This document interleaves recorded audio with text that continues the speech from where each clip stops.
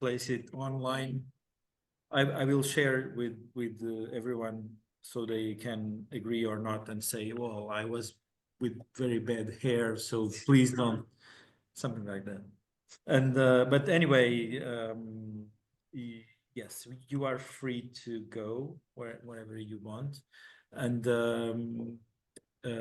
so we are going to start here. I don't know if you have the programs. It's the Siri Helen from University of Agder, Norway, and Enrico Bonadio from University of London.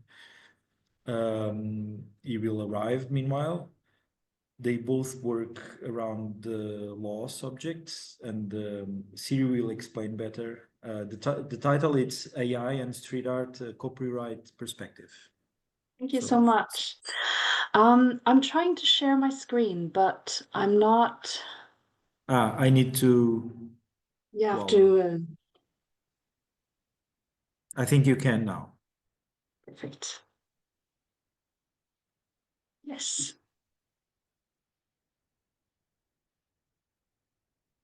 So now you see it? Yes, now it's here.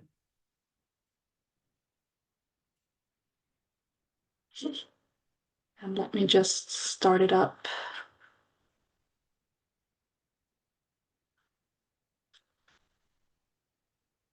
Strange, because the video doesn't show the screen. It's too much light. Okay. Okay, can you see it now? It's not full screen, and I guess that if you change the slide, will not. Can you test? It's not changing the slide in our side. Okay.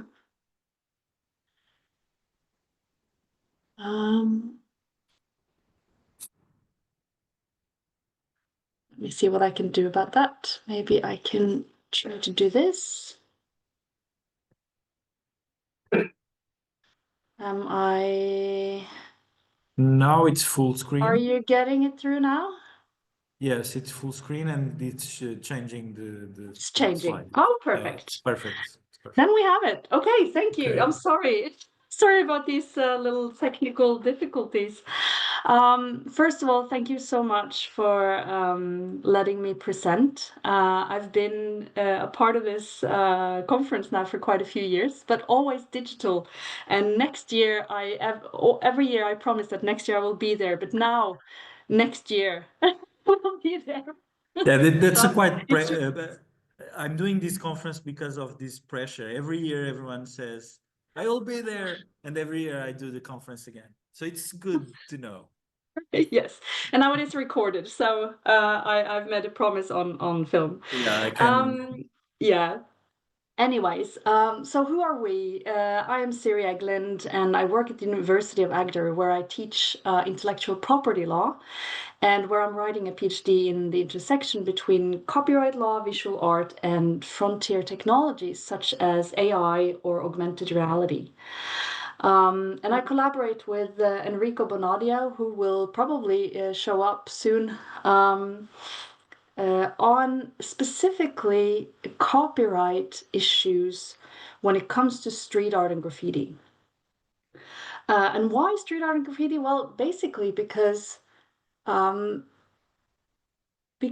the knowledge that street artists and graffiti writers have and their views on the medium of copyright. It challenges us as lawyers to think again, or maybe even view the reasoning behind some of the rules in a different way than if we only spoke to artists who accepted the premise.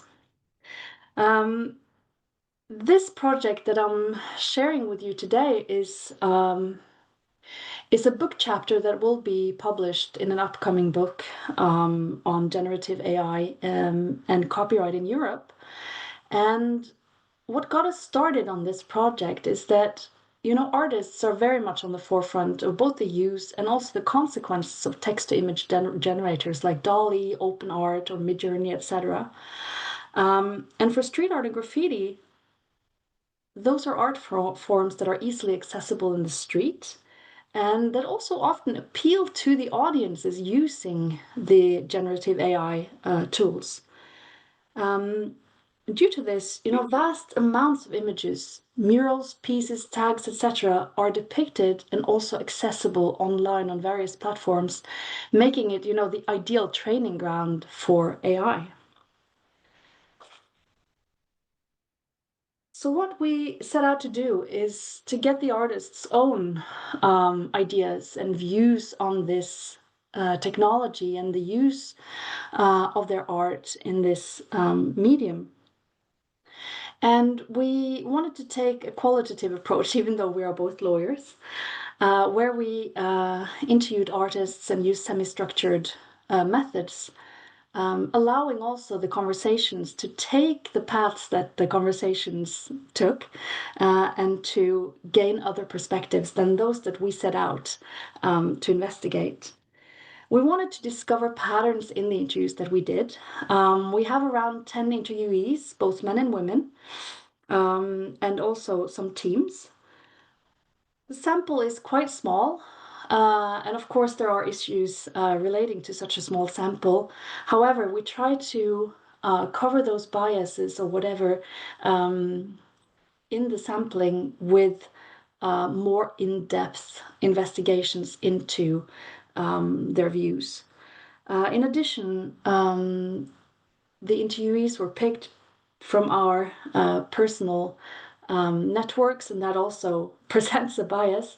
But we have tried to find interviewees who both have positive and negatives experiences and views on the medium of AI and the use in a street art or graffiti context. So the quotes, etc., and our findings are not representative, of course, because the sample is quite small. However, we feel that the discoveries that we have made and the views that are coming to light are very interesting because a lot of the patterns or ideas that the artists have expressed actually align with many of those with many of the subjects that are being researched in different perspectives, such as artistic freedom, for instance. And I'll get back to this when when we start looking into the interviews. So the first thing that we wanted to investigate was the use of AI as a tool and how it could be used in artistic practice. And here I have a few quotes up on the screen. The feedback that we received were mixed. Some of the artists were using it actively as a tool, as a sparring partner, as a creative sort of idea machine to either speed up or diversify their artistic practice. But others were more, concerned with that this was a tool to effectivize or to commercialize, in a way, the artistic practice itself. So the quotes that I have, they span from you, and I think it's an amazing tool to really, I did not become an artist to have someone else create work for me. There was also one artist who said, how much good cake can you eat? So that's also kind of an interesting take on the use of AI in artistic practice.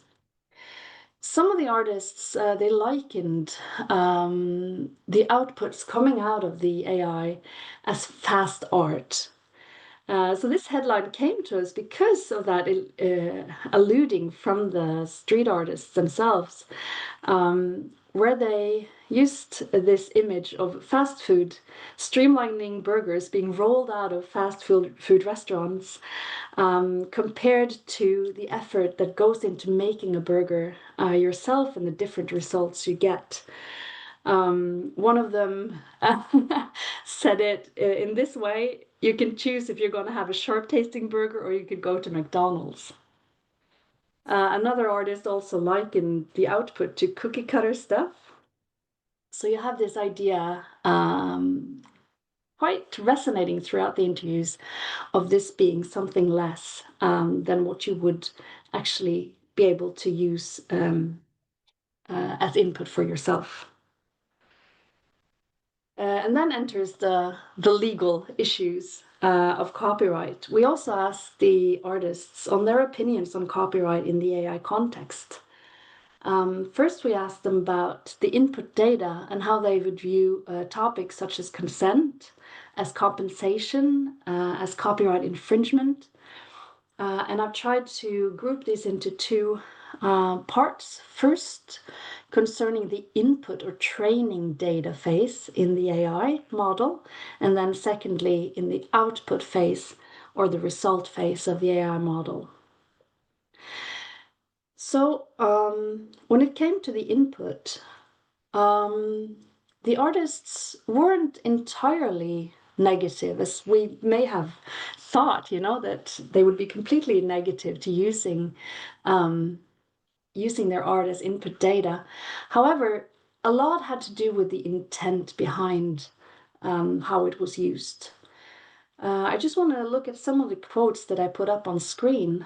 One artist said that, but still, if people use my stuff as an inspiration, it's cool, but they shouldn't make a tapestry of that and sell them for money.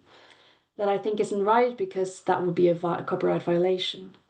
And this also comes through in other interviews, such as one artist saying that if I did not give express permission for this to be fed into an algorithm, and I saw it out in the world being used in some other, whether commercial endeavor, another artist artwork, I would be pissed. Siri, sorry. Here you are. Sorry, Pedro, for being late. I was in a meeting. But on this specific issue, I think it. Can you hear me, Pedro? Perfect. You're perfect. Okay, thank you. And sorry again for the delay. No problem. These opinions over the fact that some street artists we have interviewed, they have expressed the concern when their murals are used for training the machines, right? They've said explicitly, some of them at least, they've said, no, if it is for commercial purposes, no, if the AI platform is using our murals for commercial purposes, I don't agree on that.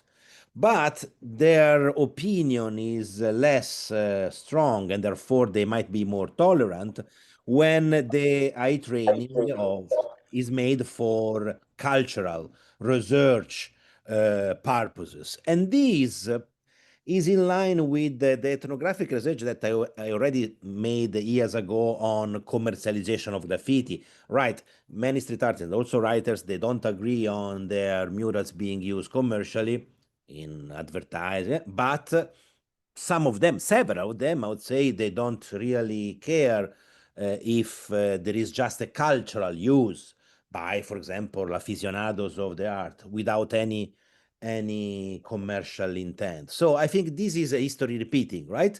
And there are ways AI platforms operate in a non-profit way. There are research organizations, universities that do lots of scraping, right? In order for research, purely research purposes. It seems, therefore, that street artists, at least those we have interviewed, are okay with that. What they don't like, of course, is what, of course, Midjourney or these for-profit platforms are doing. Sorry, Siri, I interrupted you, but just a little comment. And this, what Enrico says, also aligns with other interviews that we have done regarding NFTs or regarding augmented reality, where we also see this trend that the intent behind the use has something to say for whether or not the artist would approve of it or not. And this also leads us to the next segment here, because there are also issues regarding the output of the AI and whether or not that should be possible to copyright or not. And here some of the artists came to us with this idea of balance. If the output is being copyrighted, the input should be copyrighted too. One artist said something along the lines of, if what they are training on is free to use, then the output should also be free to use. And I shouldn't have to worry about starting to pay for something that I have contributed into training. And others were more regarding on, is this actually copywriting an expression, or are you trying to start copywriting ideas? So for the last quote that I put into the slides was exactly on this topic. You know, every single idea can be copied. So you're just copywriting ideas at this point, basically. And that's also an interesting take on this, because that's also part of, you know, what the legal legal research is going on these days. You know, what exactly are you trying to copyright if the output is supposed to be copyrightable? And what we've seen is that normally it would be the arrangement of the prompts that would be copyrightable, not the output itself. But there is an ongoing discussion on this. So the final topic that we discussed, and that's actually something that came to us through the semi-structure of the interviews, is that AI can also be used as a tool for democratizing art. It could be used as a tool to give more people access to creating, people who wouldn't normally use art as a medium in a democratic way. And it would also be possible to get new voices to be expressed by art. However, a lot of the ideas that came on this also had a side to the potential for being censored, both through features within the algorithms themselves, but also as a problem concerning artistic freedom, where you are limited by terms and licenses, where you're also limited by unseen bias that might or might not be found in the algorithms. And one artist put it this way: I'm more concerned about being censored than people stealing my work. And that's also a very big and emerging, I think, research area, AI and freedom of speech and freedom, artistic freedom. So that's also interesting that this is something that's coming up from the artists themselves. And I have a curious note at the end here. I don't know if I should take that, but I actually got a feeling of this myself when I started transcribing all the interviews, because the transcription tool that I was using in AI actually censored all of the swear words used in the interview. So I had to afterwards sit and manually insert the swear words. So yeah, the censoring thing is absolutely real. The final topic that we got into was the potential of, you know, creating a dystopia for creatives, basically. Is this the death of artistic creativity? And we are back to the fast food allegory here, with the fast food industry hasn't still killed the real industry, and that there is a realization that human beings find enjoyment in these processes that may be deemed inefficient by corporate standards, but provide the meaning for humankind. So the artists generally were not so worried about neither their livelihood or that this would be the end of artistic creativity. So I don't know, Enrico, we have a conclusion. Would you like to jump in and take that? Yes. I mean, several artists we spoke to, they said that AI can be useful in order to give them some ideas, right? And like any other kind of creators, not just visual artists, of course. And therefore, some of them, they have expressed positive ideas, not just negative ideas of AI.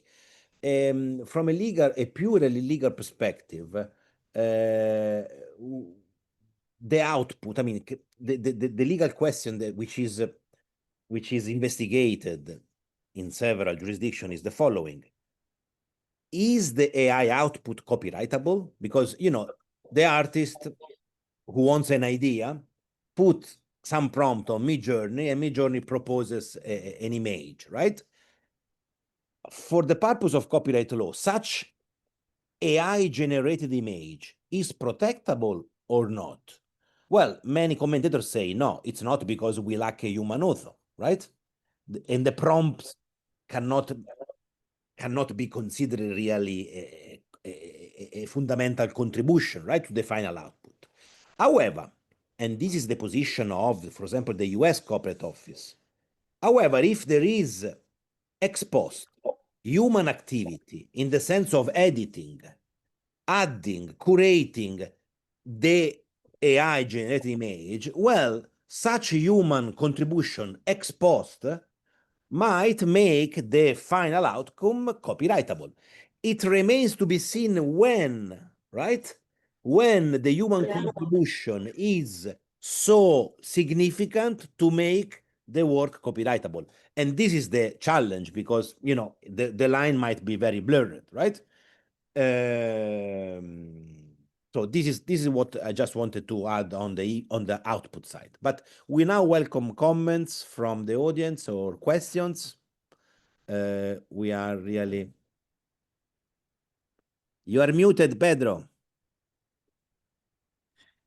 Okay, thank you. Sorry. Thank you for adding this final topic, and I will ask you to remain there for more two presentations so we can do the questions in the end. Okay. So, but for sure it's a quite relevant and present topic. For sure there will be lots of questions for you. Okay. So I will thank you so much for your contribution, and we'll move forward for Laura. Laura brings more humanizing the territory proposals for management of urban art and muralism. So Laura, she comes from the University of Jaén in Spain, and so she has here the proposals, and I imagine that it's a less digital approach, and but for sure will be a nice contribution. Please, Laura, Carmen. Thank you. Carmen, you will be the one to speak. Okay, sorry. Thank you. Good afternoon. Don't worry. I am Carmen Sánchez, and I will explain our project on behalf of Laura and my colleague Maria del Carmen. Let me see the screen. Yes. Yes, we are seeing it. It's not full screen at this moment. Now? No. Now it is. Please try to shift the slide if it works. Yes. Perfect. Okay.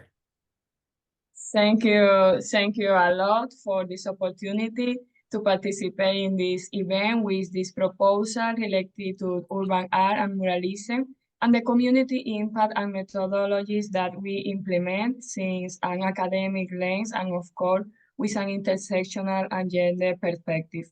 My colleagues, the principal research, Laura Luque Rodrigo, is with us in the public. She with Maria del Carmen are teachers in the University of Jaén, Spain. They are specialists in fine arts and social work, respectively. I am a psychologist. We have to explain a transdisciplinary approach and project, and I work at the University of Murcia in Spain too. Let me first explain defining urban art in the context because, as you know, urban artistic expression takes several forms and ways in public spaces.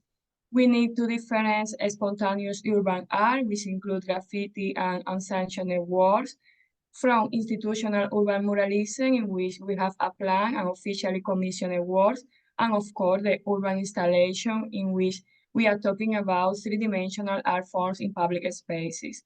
Of course, in this case, we have noticed or we have to take into consideration that festival and art route have sparked growing academic interest in this diverse and important practice.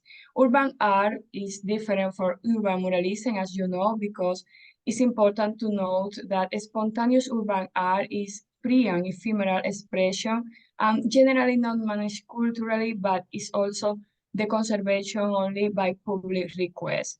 On the other hand, urban muralism is more planned and institutionalized and offer public funding and of course subject to cultural management. Related to the benefits and also the most important, the challenge in the future, we need to be aware that scientific data and on the impact, not only economic, but also the psychosocial impact remains not enough despite the widespread and increasing implementation of research and this kind of projects. The most commonly believed benefits include community improvement, of course, area revitalization, and social cohesion, social support. But the key criticism of the difficulties are related with the lack of scientific evidence, more scientific research in this case, and of course the neglected murals, degraded spaces, and all of these can be associated with the process of gentrification. We are basing on a community involvement model in which the definition of management in this context, we are talking about management refer specifically to the practice of muralism. This is very important in the rest of the explanation, and we base it on well-known participatory projects such as Chicago Public Art Group, Groundswell, Boa Mistura, and Basurama, among others. The lack of impact measure is a problem because the majority of studies actively engage local communities in the process, and of course it is very important, but they tend to rely primarily on qualitative observations and is not frequent include systematic measurement of this impact. Of course, we need to take also into consideration the poor practice because in some cases, murals are often installed without adherence to these appropriate and necessary methodologies or best practice, leading or contributing to a variety of problems, including not only practicals and social problems, but also problems related with the aesthetic of the place. The need of humanizing public space through art is related to this idea of Marx argued term non-places, transitory and impersonal. And we can try to perform a brief history of this need related to the situationism in 1988, in which they were proposed psychogeography as an alternative urban experience, and also related in 1972 with the right to the city, in which Lefebvre, as you know, introduced the concept of citizen ownership of urban spaces. This relation, this more close relation with our spaces. And in the current days, this concept is gaining more relevance, and the research around this concept is growing, accompanied to the urban challenge that we need to afford. Between the current urban challenge and related with the United Sustainable Development Goals, we include the lack of social spaces, the urban homogenization, the pollution, the gentrification, as we mentioned before, and also the insecurity, especially for women, and in some special populations or areas, for instance, in rural and depopulated areas, this problem can also include resource scarcity, population decline, among others. We need to consider the mental health impact because maybe it's not well known, but it's also a problem because some studies showed an increasement in the risk of anxiety disorder, for instance, for urban living, and also there are other papers and research focused on stress and similar health problems, mental health problems. And for this, it's important to design projects that can mitigate, that can reduce or create a potential reduction of this negative effect through a thoughtful urban planning. What is our project? Art as a tool for urban well-being, based on the idea of Jane Jacob, in which we try to understand social support as an important protective factor against not only physical, but also mental illnesses, and that can be promoted through the design and management of public space that encourage interpersonal relationships, encounter, engagement, new relations, social support in general, which is called by Jane Jacob like lively payment life. And you are seeing part of our work because we are sharing with you some pictures, some photos, some results of our work, in which we try to, through an artistic intervention, strengthen the community connection and also foster support network and the sense of community, trying to improve the mental health. We are based on an interdisciplinary approach, as I mentioned at the beginning of this talk, in which we identify the challenge, we try to perform a psychological research to uncover mental health uses tied to urban environments because it's something novel and a need that we identify in the context. You can see in the picture Alcaudete, a city of Spain, in which we improve or we try to improve the reality through this project in a practical case. We designed an intervention based on the community-led artist strategies sensitive to the local context, of course, and we try to empower local groups working with neighborhood associations, trying to reclaim and re-socialize spaces because it is possible in spite of the difficulty that we can afford it in the process. Of course, we try to develop adaptable tools. That means we create methodologies that can be transferred to similar communities elsewhere. Our methodology comes or have three mainly phases. In the phase one, we perform a preliminary work, which include urban analysis, community engagement, sondre outreach, participatory dynamics, and artist collaboration. In the phase two, the management, we focus on the relationship within the world of institutions, artists, and communities, trying to develop the artistic proposal of course, a continuous assessment of the impact not only in the short but also in the medium and long term. And of course, the third phase was the implementation of the program and the follow-up. We want to share some dynamic activities that we perform. As you can see, one of them was the three, in which we try to connect the personal and collective identity. It was a reflective activity when participants trade their silhouettes and write at the feet what the neighbor gives them, on the torso what others bring to them, and at the head their own contribution to the neighborhood. It was a reflection since different frameworks, which encourage self-awareness, empathy, and community bonding through a visual representation of interconnection that is very important to contribute to the sense of community. The map was other activity that we implement, trying to understand the neighborhood patterns. You can see that the participants, and our colleague Laura is also in the picture, was focused on how residents use and perceive their local area. They were focused on daily route in which participants map the regular pathways through the neighborhood, the missing services, trying to identify needs, amenities like park, public transport, and other needs need to be overcome or need to be improved, and of course, a pattern recognition, trying to reveal collective habits and to connect with these shared community needs, because in some cases, if we don't have these spaces, we don't have the reflection and the time to create this collective feeling and collective experience. Another activity was Lego Serious Play, in which we try to build a community vision.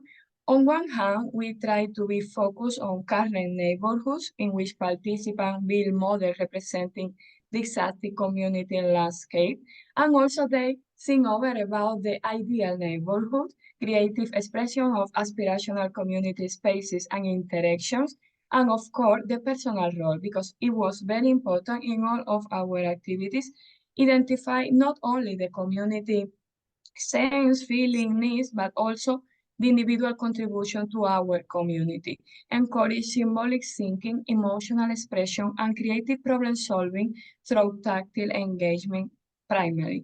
And we also perform an urban collage, as you can see, visualizing public art. In this case, we introduce participants to the concept of art in public spaces through practical application. During the process, they collect photos of local work with the supervising of our expert in the field, gather cutouts from existing urban artwork, and create visual mock-ups of potential murals.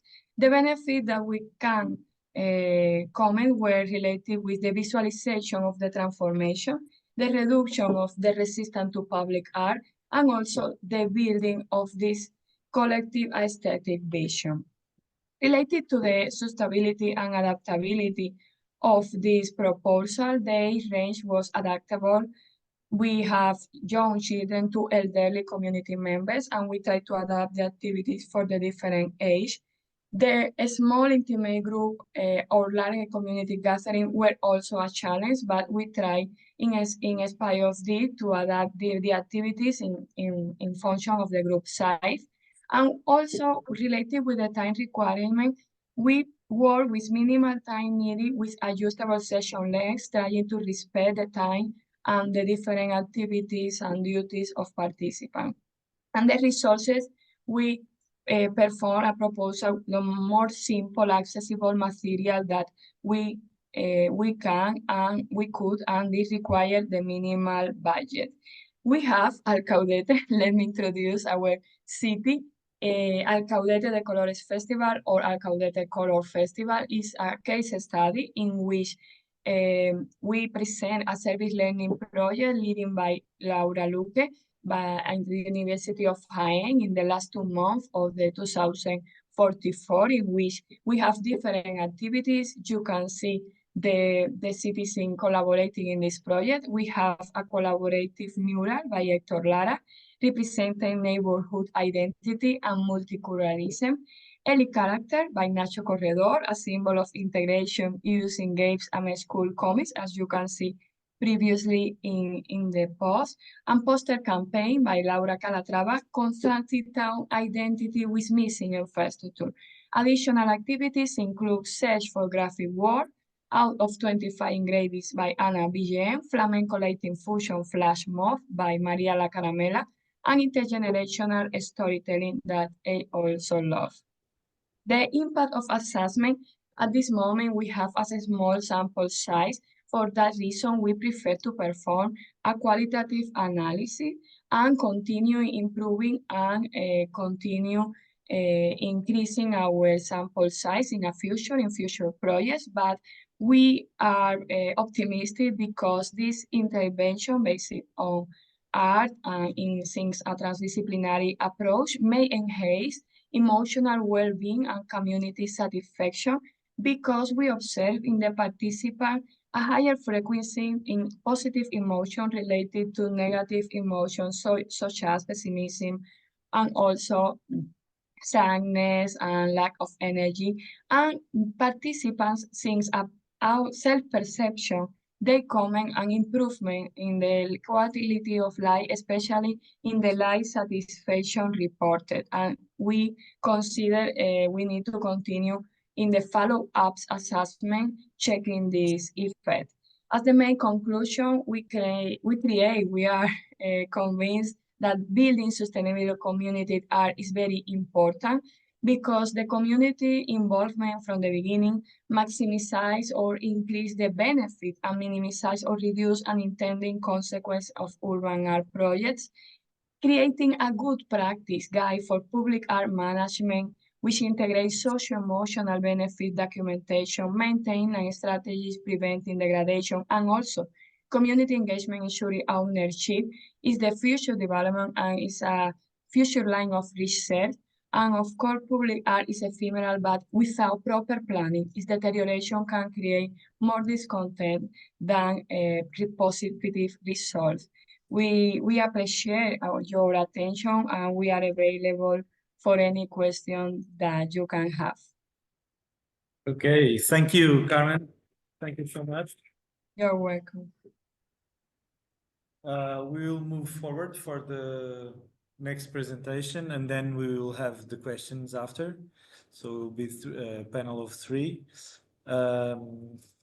So I will place, okay, I will share the canvas with them, and we'll place here just the Carmen, she went away. So we are having you and Siri. Are you still around? And Enrico? Yes, Yeah. yes, we are around. Yes. Okay, great. I hope you enjoyed Messini presentation.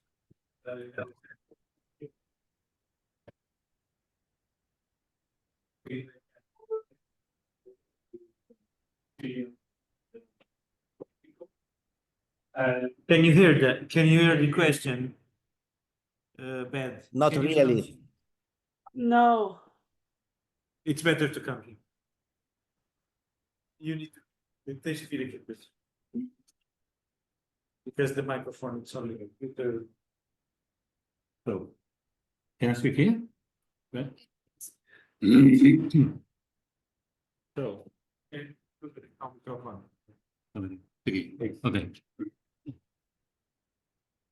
I'd like to make a question about the thing that you said about the AI and the creativity, because when we go to the internet, to Google, to make a Google search and try to find some references, bibliography for our research, we are already automating some part of our research. So when we talk about creativity, it's not completely individual. When we are using AI, sorry, when we are using AI, we are in some way through the prompts, we are trying to make a text that is inquiring all the internet, which Pierre Levy called collective intelligence. There's something there that the machine is going to search. What we could say that is original in AI is that it aggregates that information that first searched. So there is a synthetic way of collecting this information. But before AI, there was already RSS, which are the news that are distributed to everybody, and they aggregate as well. So the thing is, where is the creation by the individual, by an author? If we go to the again to AI, maybe the creativity on the prompts, you know, the little texts that we are writing to search or to create something. But nowadays there are softwares that create prompts. That is the questions that we are doing to the machine. So my question is, where is the author? Where is the individual? Where is the individual creation? Well, and just for, well, my question is, where is the individual creation or the human creation? Picasso used to say that to make a work of art credible, we must give 50% of people already knows and only 50% of real creation. So where is the human and the automated creation? Okay. Very quick answer. There is no human creator. Especially when the work is fully AI generated with a very short prompt. And of course, the more detailed is the prompt written by the human being, more chances there will be for personalizing it. But still, the output is not really foreseeable to the person who makes the prompt and who writes the prompt. So, even in cases where the prompt is very detailed by the human being, we still have difficulties in having a human author, right? A human author here. The problem here is, but do we have at least a copyrightable work, a copyrightable visual artwork, for example? Well, again, in most copyright laws around the world, with the exception of UK and a few others, there is not the possibility of claiming copyright when the work is fully generated by AI or predominantly generated by AI. It's because copyright laws around the world are still based on an anthropocentric approach. We need a human author. And this is the reason why, for example, works created by animals, such as the monkey selfie, cannot be protected by copyright because there is no human author there. So it's not a completely new issue. I don't know, Siri, if you want to add some consideration. Yeah, no, I thought the question was very interesting. I mean, it goes to the core a bit of what is creativity, you know, and what is worth protecting through copyright, I guess. So one thing that we have seen is that the prompts themselves and the arrangement of the prompts can be copyrightable, right? But not the output based on the prompts and arrangement of prompts. And that's also something that we saw in the interviews, that they were very skeptical, I guess, about copywriting the outputs, exactly because you don't get the human factor in the output. So yeah, I don't know if that added anything to your to your initial response, Enrico, but I agree with you. I mean, at this point in time, there isn't, you can't identify the human component really in the output. You can isolate, right? Okay, Melisa, it's a question for Valerie. For Valerie and the other, maybe I can translate to them, or you want to come here?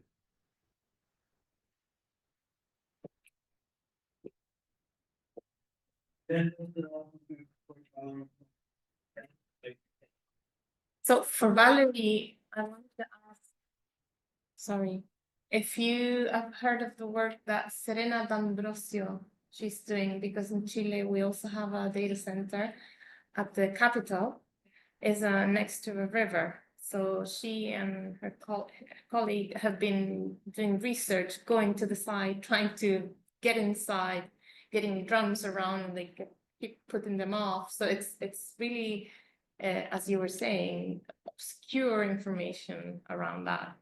And also, what do you know about the latest?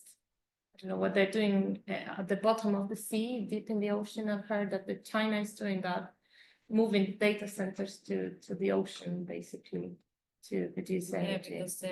Because there they can use the tidal energy and they are secure. But that's the question of security is maybe a bit debatable, because on one side they're secure and on the other side they are also difficult to monitor.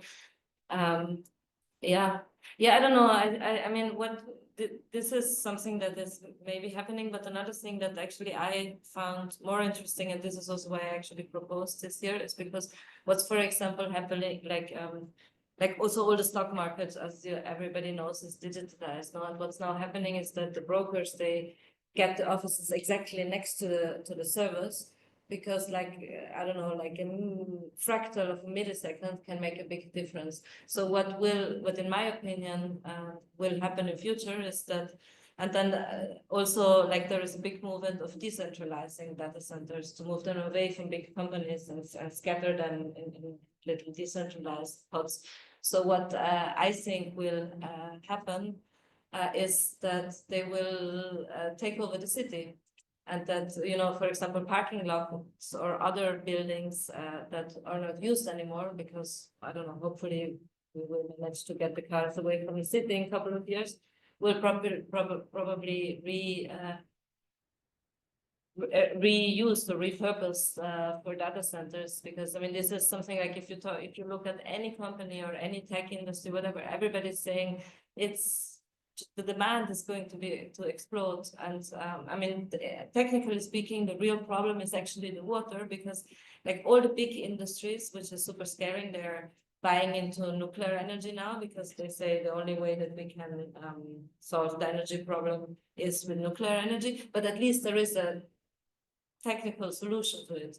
For the water problem, there is no technical solution, because the thing with the water is that also a portion of the water is really consumed. Like you have water that is withdrawn, which then evaporates, gets into the cycle again, which is a problem, but it's okay because it still stays in the cycle. Maybe it's getting displaced and certain regions are dried out and other regions, but it still stays in the cycle.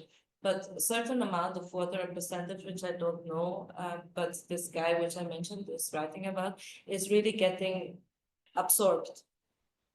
And it's not reclaimable anymore. And this is going to be a real ecological problem. And not 100% sure how that will be solved. I'm also not an engineer, but I think my point in this lecture was, and this is also why I came up with this assemblage and power of things and all this concept, to create an awareness for it, to start thinking about these whole obscured areas.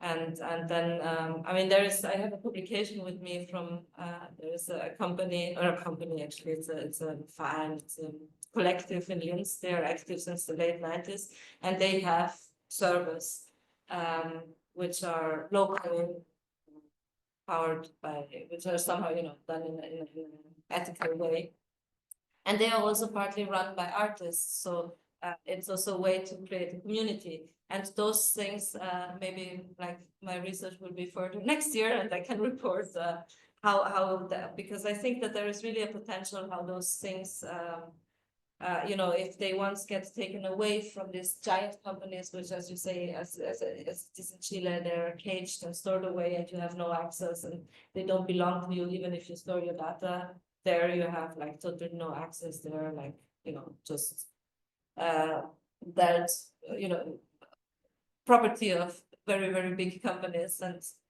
they have monopols also, and it's a very big problem.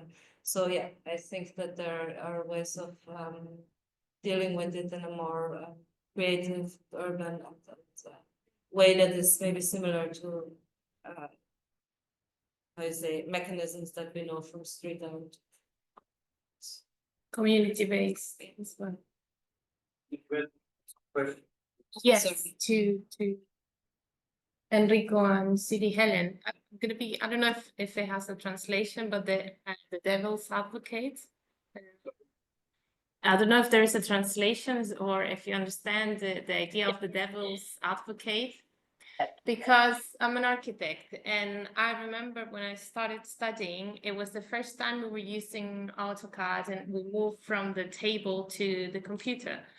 So I wondered, and also the same happened with parametrics, where you would put on Rhino this formula, and it will bring up fully digital. It was the digital. So I wonder if the complexity, I know it's different in arts and in architecture and design, but what if the complexity escalates in the same way that it did with architecture and how we are building now in comparison to before? I'm not saying this is a fact, but what if it's similar? If we look back in 40 years, it's going to be a similar reflection that it wasn't the end of architecture, but many people thought it was going to be. So I don't know, it was a reflection, not a question. So it might not be the end of creativity. Yeah, so that's mine. I don't know if we want to talk about that. I agree. Probably. Do you commentary, and do you agree with it? Can I Yes, answer? Enrico. Yes, Okay. yes. No, I agree on that. Probably, and as we wrote, I mean, in the last slide, it was a question: is this the end of creativity? Probably not, or not yet, because AI has already become a tool for several street artists and even graffiti writers. But we have just interviewed mainly street artists, of course, and so probably the new mantra is how to use creatively AI, because there are way of using AI which is creative or non-creative, right? Also the prompt is crucial. The prompt will give some instructions, of course, instructions that might not be sufficient to create a copyrightable work for corporate purposes, at least. But what I envisage in the next years is artists, include all visual artists and other categories as well, musicians, but let's focus on visual artists. All visual artists, most of them at least, will learn. Also those that are skeptical now will inevitably come across and then start using AI as a companion, right? So I think it will anyway change the face of creativity as we know it today, as we have been knowing it for many decades. One may say, well, it will make us all lazy. Well, it might be for someone. So, for example, myself, I am so happy to have grown up in an era without computer, so I could develop my critical skills, right? So I am afraid for those young generation of now growing up with these tools might reduce their capability of expressing ideas. But it's a sign of the time, in my opinion. We need to adapt, and we need to start finding ways of using AI which is unique to someone. I'm trying to see and to foresee the future here, but that's what I can see. A race at using AI in a way which is different from how AI is used by other artists or writers or whatever. But it's a difficult question to answer. Yeah, Siri, I don't know. Yeah. No, I think also that something that we've seen growing into a separate issue is the issue of trust, right?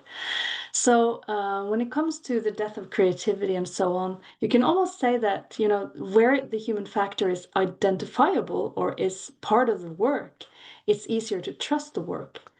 And this very human component is also linked to value of original art, right? That has been one of the issues with digital art, that you don't get an original in the same way that you did with analog paintings or murals or whatever. So maybe it will change the face sort of creativity and of the use of the use of this as a new tool in artistic practice, but at the same time it might actually enhance, in a sense, the value of the human component in art, because the value of the human component in art is much more than just the image itself. It is of the expression of the personality that is expressed through the work and so on. So I agree with Enrico that creativity will be different, but maybe it won't have such detrimental effects that some people are preaching, in a sense, and in the same line as using AutoCAD in architecture and so on. It will be a tool for creatives, I think, most likely.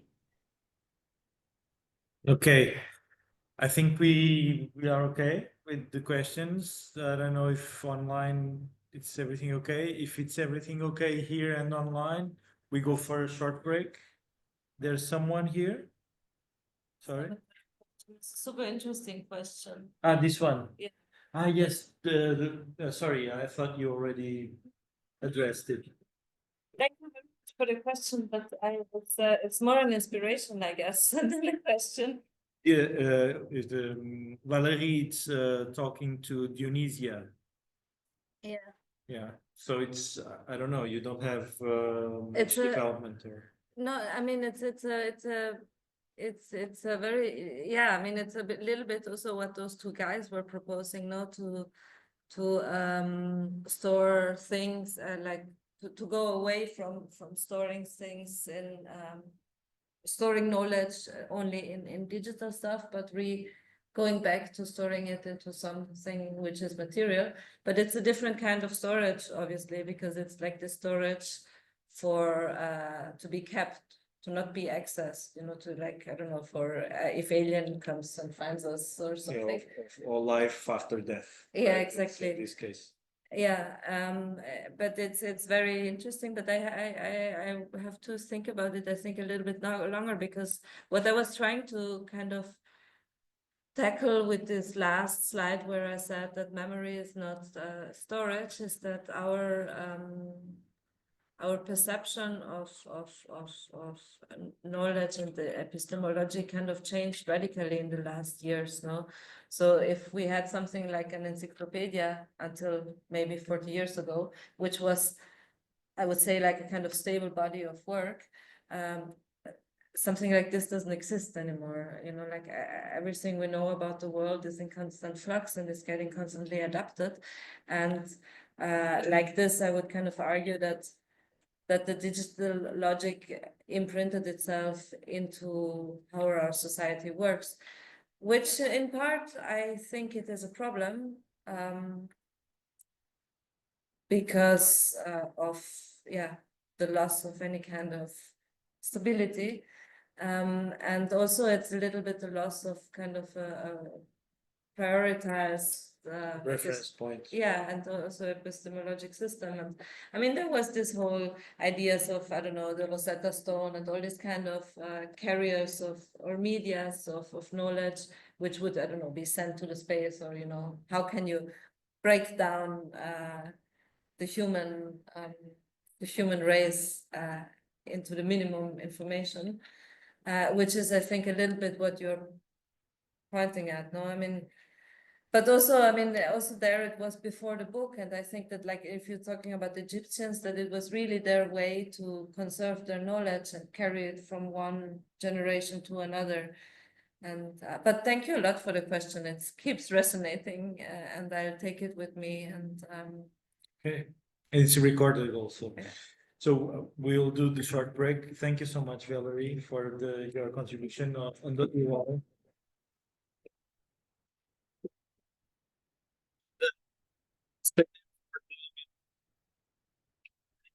Bye bye. Bye bye.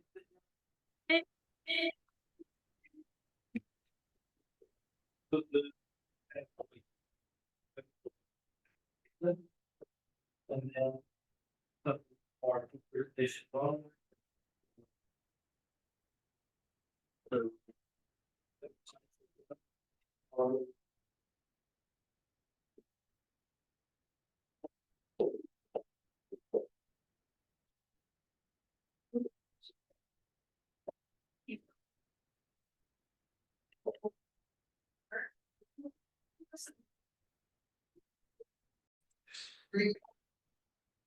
I will share here the presentation.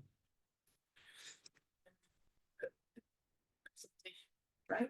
Yes, and I will put here on presentation mode that I think would be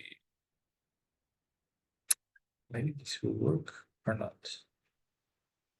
No, this is not the best.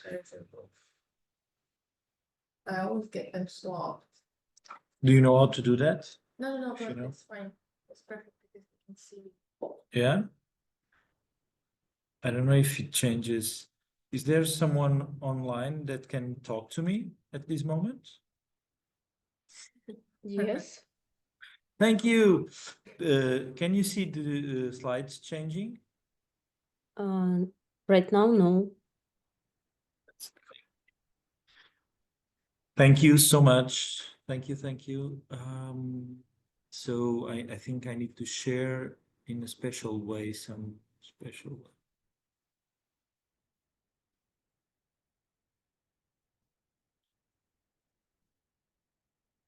It's a configuration that this thing has. I don't know why. It's not normal.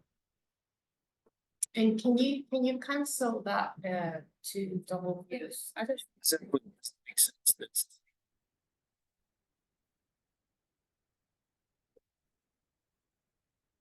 To put the Zoom sharing the whole screen. Yeah. So if I go to the Zoom, it's on the sharing options. Okay, so I'll be sharing everything. the one which is active. Yeah. If you hit big, They go from Ah. that's the okay. Can you check if the slides are changing? Yes, the slides are changing, but we see the notes there. They are seeing this one. Yeah. You see. if you just Now Yeah. maybe it will work. It's okay now online? Yeah, perfect. That's it. Always a mystery how to keep the notes, not keeping the notes. That works. So how long? I don't want to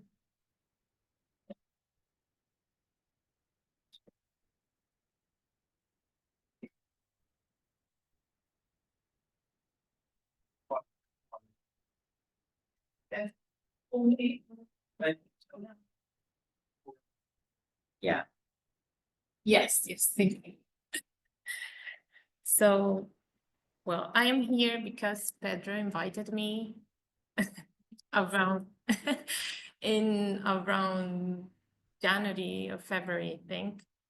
I completed my PhD in Edinburgh Uni, landscape architecture. And I've been doing work with Indigenous groups since 2014 in Chile. So today's presentation has the same title that a special issue that we are working with Pedro for visual architectural studies, Decolonizing Spatial Epistemologies, Rethinking Space, Time, and Design Through Indigenous Knowledges.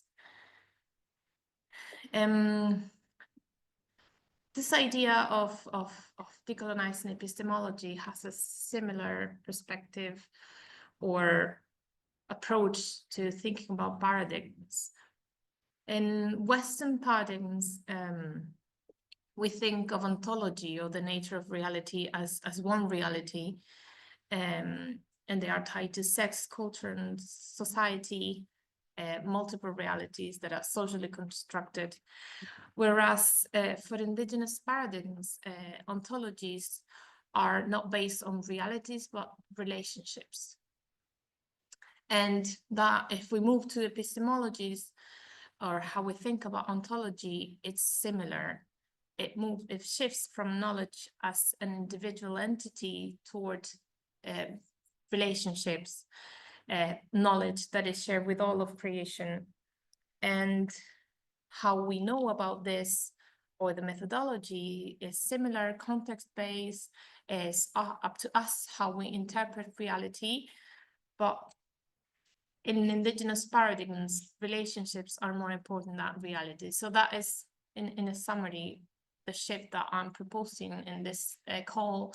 This special issue is about how we move from one reality, how we think about, I don't know, life, nature, landscape, architecture, and shift towards relationships. And this is inspired by the work of Wilson. He's an indigenous native from, I always get confused from Canadian or Australia, but I think he traveled around the world and studied many indigenous groups.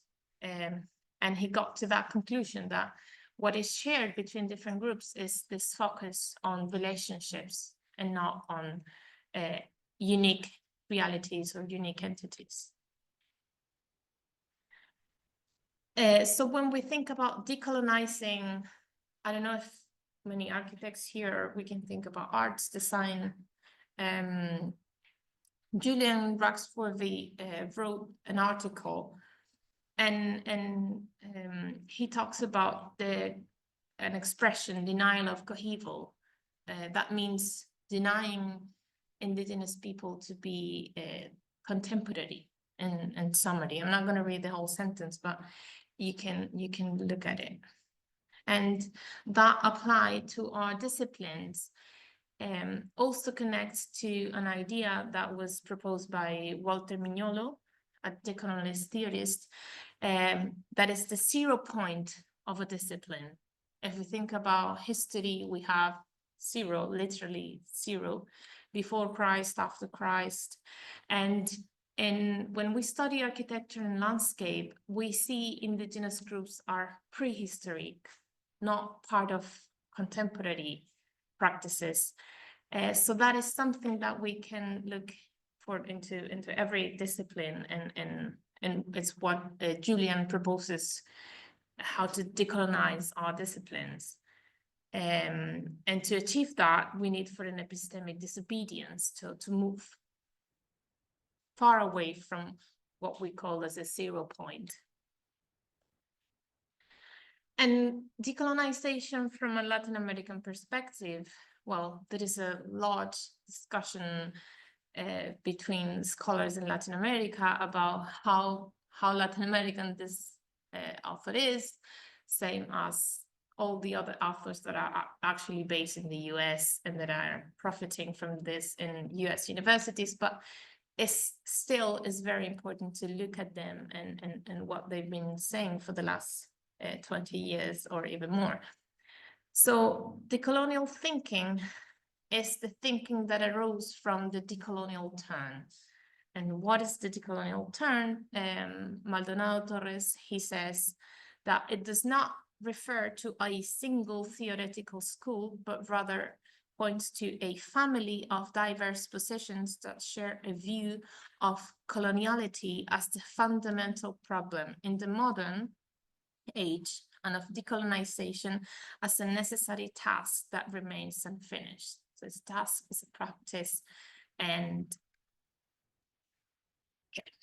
So moving back to our disciplines and how we can practice, this decolonial turn, decolonial shift, is looking at the founders of indigenous thought. So that is what many decolonial theorists have agreed. And one of them is Huamampoma de Ayala, and he was a Quechua, that is the indigenous groups of the Andes and shared by Peru and Bolivia areas. And he was a chronicle at the time of the conquerors, or around 15th century.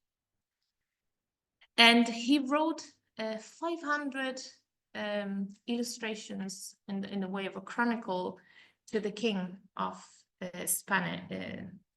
Yes, and these drawings are being studied, I don't know, even today, and from different perspectives and disciplines, because all the symbolic information that the illustration have, all his illustrations have, very ironic. And he talks about what was life for indigenous people during this time. He proposes a new space for the unthinkable within the imperial genealogy, modes of thinking from the space and the experiences of the colonial wound. So the proposition is to include his thought as in the same way that for Western is Plato, Aristotle. So that's the relevance of looking at this chronicle.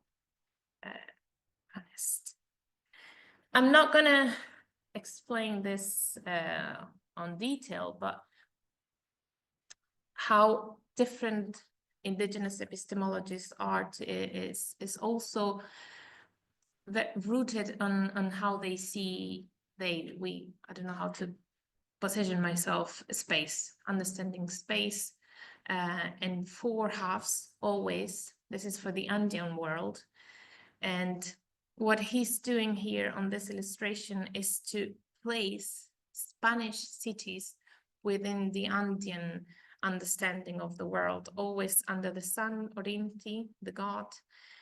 And you have thousands of PhD theses on these topics.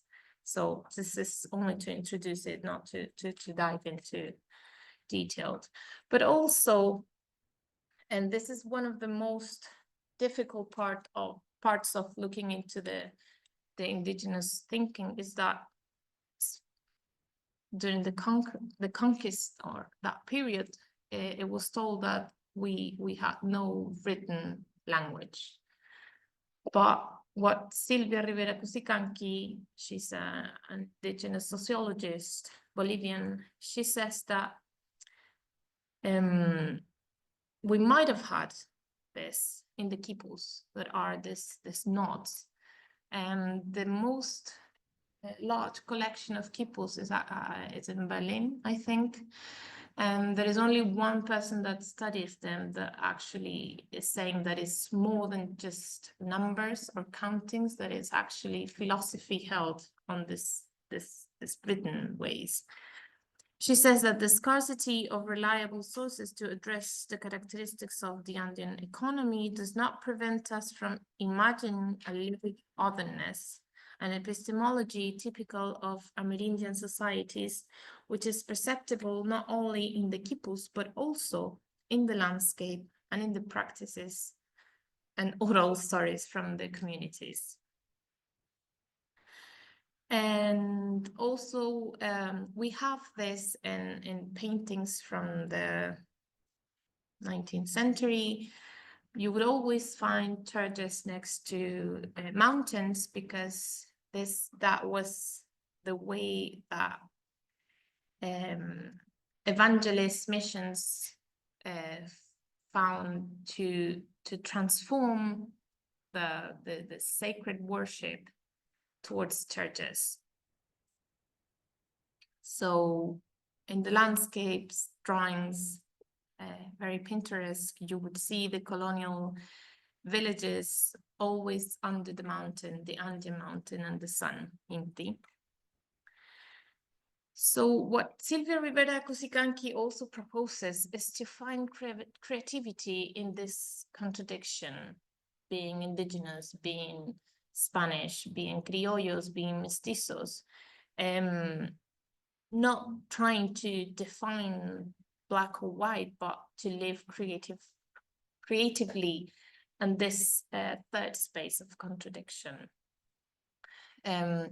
Also, and there is acceptance between many scholars that we cannot always talk about the pain, the grievance, but also the creativity that arises from this mode of inhabiting contradictory territories and spaces.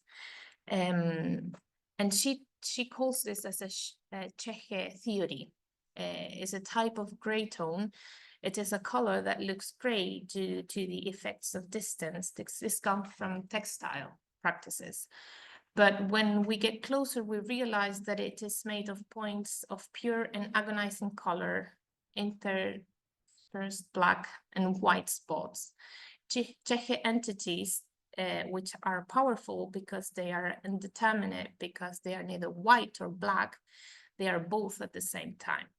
Why do we have to make every contradiction a paralyzing dilemma? Why do we have to face it as an irreducible opposition?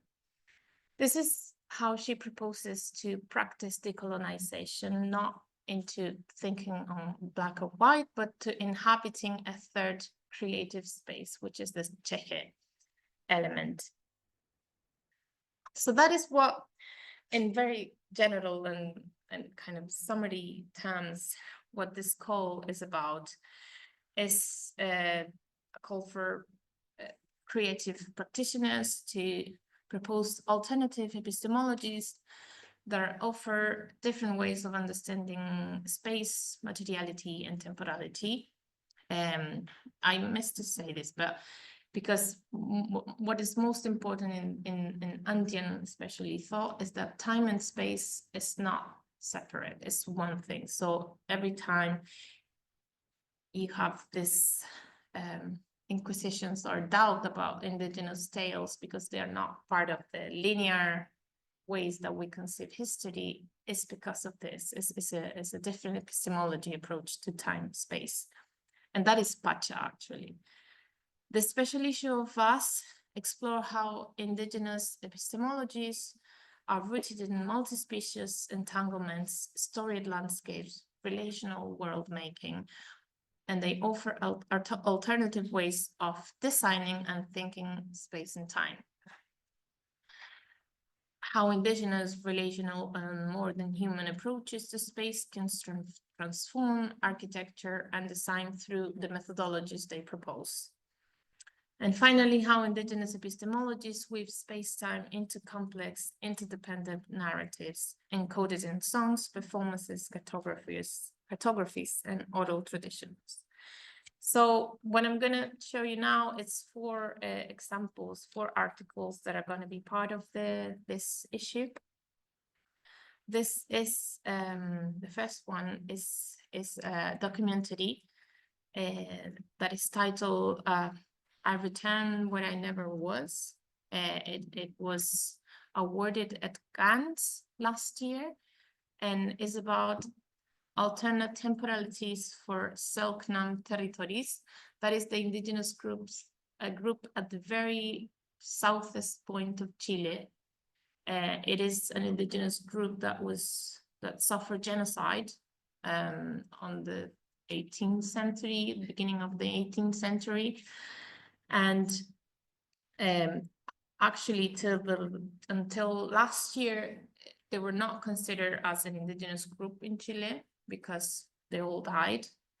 But there was a very small group of kids that got stolen from their families and were parsed in the territory, that were given to families, colonial families, mostly not Spanish, they were European, Danish, from everywhere, that were colonized in the south. And this is the story of a granddaughter who is returning to that territory. She lived in the capital, she was raised in the capital, but she discovered the story of her grandparent, great-great-grandparent, and that he was part of this group of kids. So the documentary is about her return to that territory, and it doesn't have a linear telling. It goes from her, that is the future, coming back, and the story of her great-great-grandparent, how he left the territory by being taken from his family. It's quite crude, terrible, but the artistic or the cinematic strategies that Andres uses is quite interesting. Is that on one part, he has one way of showing her trip, her return to their lands. And on the other hand, they look at archives that are the archives where they discovered that she actually came from this man who was taken to this abandoned industry, and this is the place where they took the kids from their moms and the dads. So it's about first the visual strategies to show time in a non-linear way, like going in loops and going back and forth. But also it's about contesting the history, the official history, and for us, the Chilean people, this is very particularly relevant because it's a group that is being recognized today, in a way of saying they still exist. And she remembered some words that were used by her family that were transmitted, but the fact that there is no one's alive, it's because it was a genocide. So that is one. I always run pretty fast, so I can take some time. The second essay is a designer who conducted her PhD also in Edinburgh, and it's about Quito. And as it's for many of us who do research with indigenous groups, we have to unlearn our ways, unlearn our disciplines to start working on these things. And I actually got today a paper was published that we never get to fully understand other epistemologies, but we find methods to find some windows, and we get glimpses of what this is. And for Stefania, she found this at laundries at Quito, laundrettes. I don't know if this exists in Europe, but these are spaces to wash clothes. No electrical machines, but by hand. So special rocks, or I don't know how to say it, but spaces to wash by hand. So in Quito, there is a myth of a very dangerous, the historical part of Quito. It's World Heritage, but at the same time, it's very dangerous, and there is lots of imaginaries around the city that my friend, she wanted to contest, saying, and she found that in these laundrettes. So her methodology is particularly, this is a visual essay reporting on attentive observations. She presents relational thinking and a creative ethnography, where she explores the public laundrettes of Quito Historical Center as threshold spaces, sites for daily negotiation between infrastructure, care, and community. There she challenged the static or object-oriented architecture epistemology, and instead she attends to texture, temperature, sound, rhythm, and the work foregrounds the more than human qualities of spatial production. Some laundrettes organize mingas. This is a Quechua word for collective organization / festivity / we get the work done in groups to maintain and clean the space collectively and organize festivities for the laundrette's patron saint. Again, you would always gonna find saints that are worshiping festivities, but this is a tradition that moves from mountain, I forgot the word. Minga is a historical practice of cooperative work in the Andes, and in an urban context, mingas are usually used in neighborhoods to bring inhabitants together to clean and maintain public space. Approaching the fieldwork and data collection with an aesthetic concern. That's what she did. That's how she approached the fieldwork. we got a minga outside. And also this article has it's not, well, here you can see the photo of a laundrette if you cannot imagine it. We also have buildings that on the roof, they have laundrettes. You have to imagine immigrant women, indigenous women living in this city center that sometimes they do laundry as a work. They wash laundry for other people and it means of income. So this is this other article that talks about indigenous epistemologies in the city of Quito. But also it's a work about care and community. And the Minga is part of this practice.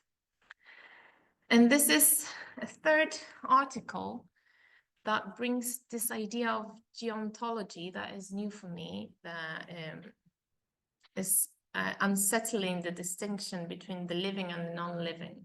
That is geontology, definitely new for me. And he talks about the pircas in the mountain. I don't know if you've heard about the word pirca.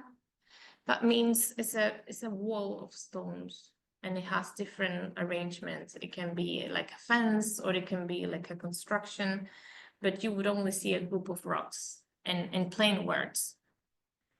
But he talks about the stone, the uses and interpretation of the central Andean cultural landscape through the pirca constructive system.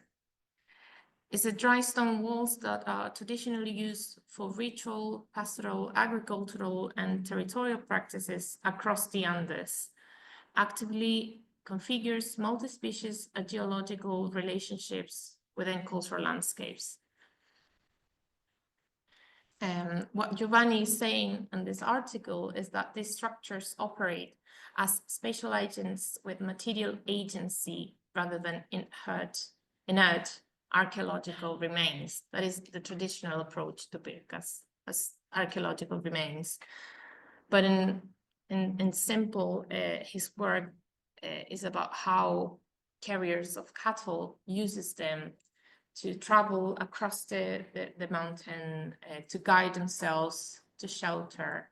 And it's part of a daily practice, not only archaeological or touristical, that happens here. And I don't know if you're getting tired. It's okay if I read this epigraph. I think it's quite expressive on its own. He says, each summer between December and March, arriero communities in the central Chilean Andes drive their cattle up to the mountains in search of the pastures reserved by winter. The routes of this seasonal ascent, known as veranadas, are marked by stone shelters, low stone walls, stone enclosures, and barely perceptible stone traces in the landscape, many of which are locally referred to as pircas. At first, I approached these structures with a technical gaze. I wanted to document their form, compare their patterns to the Incaic architectural models I had studied in classical texts, and understand both their current and historical uses. But I quickly realized that for the arrieros and park rangers with whom I shared fieldwork, pircas were not inert structures, but active points of reference. They were shelters, boundary, memory, and at times a source of contention. As I said, this is a shared moment for us people, researchers that work with indigenous communities, is that we have to unlearn lots of what we bear in our minds when we conduct field work. We study always from a historical linear perspective. We know that before the Spanish were the Inca, and we have this linear and very structured groups of thought and categories. But when we are in field work, we're always shifting around and having to change our mindsets and learn them. He included here photos of arriero communities, groups. They fall into the category of mestizos or cheche. They're not indigenous 100%, they're not descended from Spanish, but their practices are quite embedded in the landscape and the cultural landscapes they recreate. What is transmitted are not fixed instructions of how to interact with the pircas, but cultivated modes of attention, how to read the sky, interpret snowfall, or distinguish a barely perceptible path through the rocks. And as you can see, these are articles that never fix attention into one object, rather the laundries itself, the stones, but is a reading of the relationships that they create or they recreate. And this deeply embodied territorial knowledge is anchored in seasonal forms of mobility known as transhumance. This is where time and space gets blended, because it's never a space without a season, but both at the same time. The movement of livestock from lower valleys to highland pastures that flourish in summer due to snow melt. In Araya, this is an archaeological, ethno-historical, as a cyclical return to places that harbor family memories, traces of passage, and modern human connections. Being arriero is a way of interpreting and producing territory. And this is the final one, in case you're getting bored. This article is a shift to gender studies. Probably it's a researcher, Daniela Bustamante, that she has a very a larger research on retelling the story of the capital city of Chile, Santiago.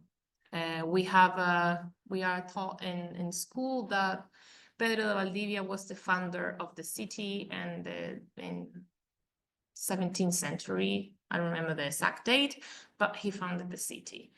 And in the last 30 years, we've discovered that under Santiago, there was an Inca city. So we are now retelling the story of Santiago, explaining how and why it is an indigenous city rather than a colonial city. But also she's now saying or retelling the story from the women that were part of the city, because even an indigenous chronicle is going to tell the story from the male perspective. So she's in her research, she's telling the story of a city through the stories of three women who are grandmother, daughter, and I forgot. I'm forgetting basic words. Grandchild.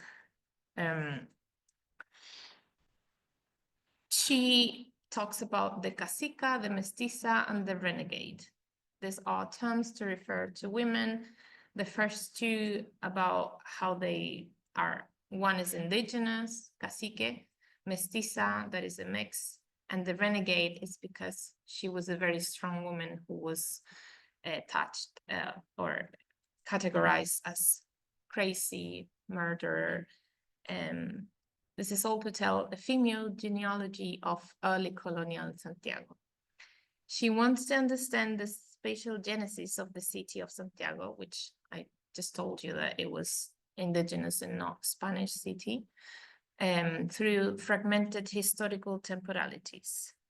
She wants to update the past by showing how this genealogy of women represents female colonial agency and identity. Then I have the list of, first one was Elvira, Agueda, and Catalina, the last one, but this whole thread of history, she uses it to present issues of invisibility and subjectivity surrounding female and indigenous lives, because this is an indigenous lineage. Actually, she explains in her article that since travelers were male, they had to marry indigenous women. And to match the power, they would be married to cacique, means the daughter of an indigenous chief. But their lineage gets totally ignored in the history of the city. But they had massive pieces of land on their behalf, and they held lots of power. So she is trying to retell that story. And again, as I was explaining, the stories were told from a male perspective, the story of this city.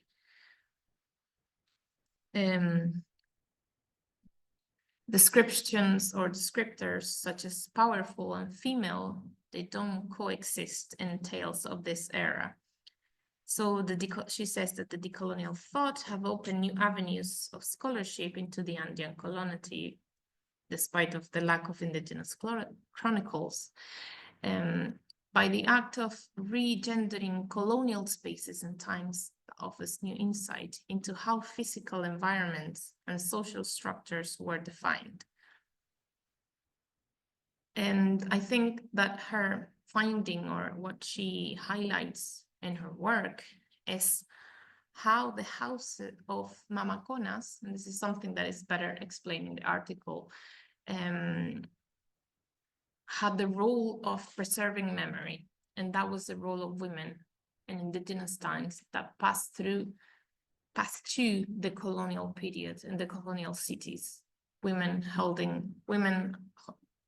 having houses in their territories that were used to tell the stories and the oral histories. So yeah, that's the final article. I know I'm concerned that it was too much, but yeah, that's it.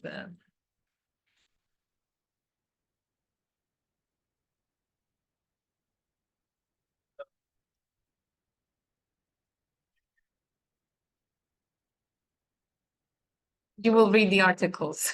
Yeah.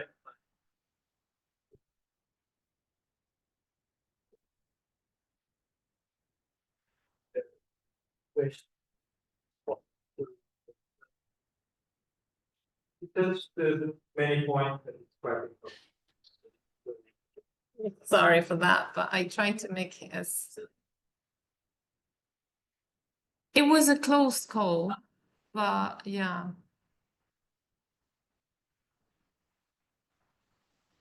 Yeah, we can open it. Yeah. Yeah.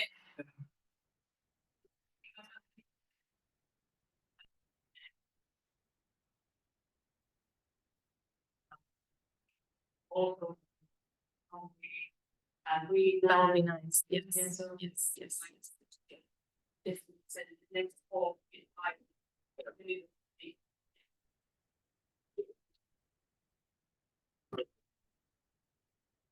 Any questions? Yes.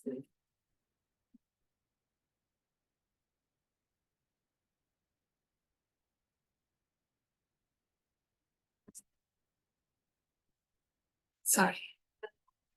I'm learning, yeah.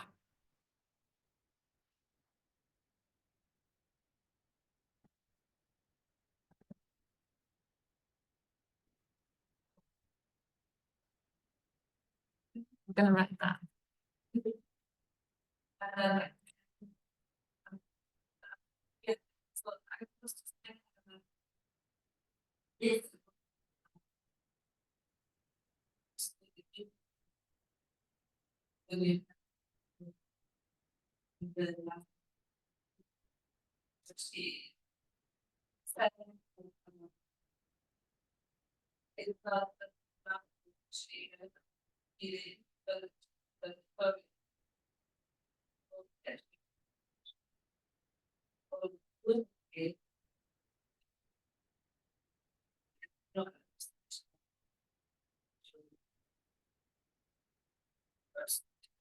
No.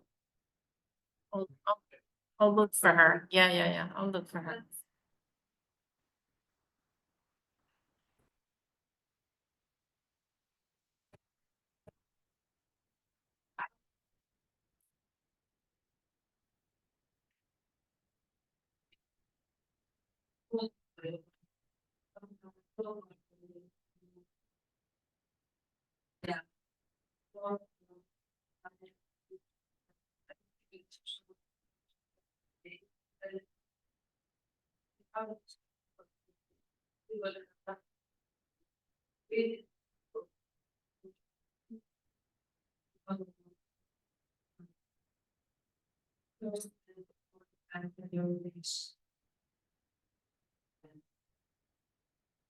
Thank you for your comment.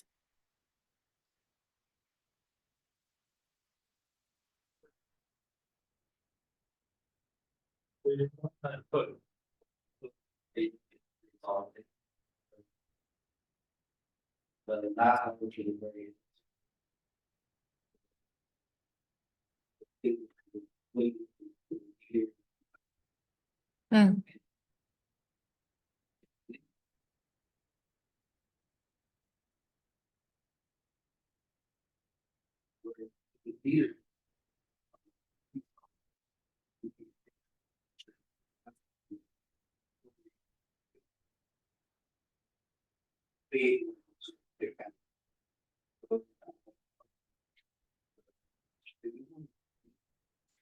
Yeah.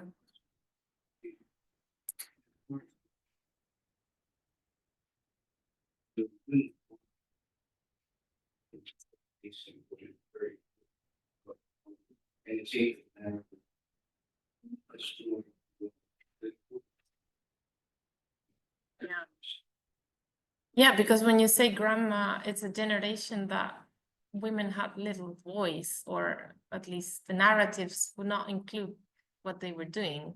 So it's our task to do it now. Thank you for your comment. Thank you.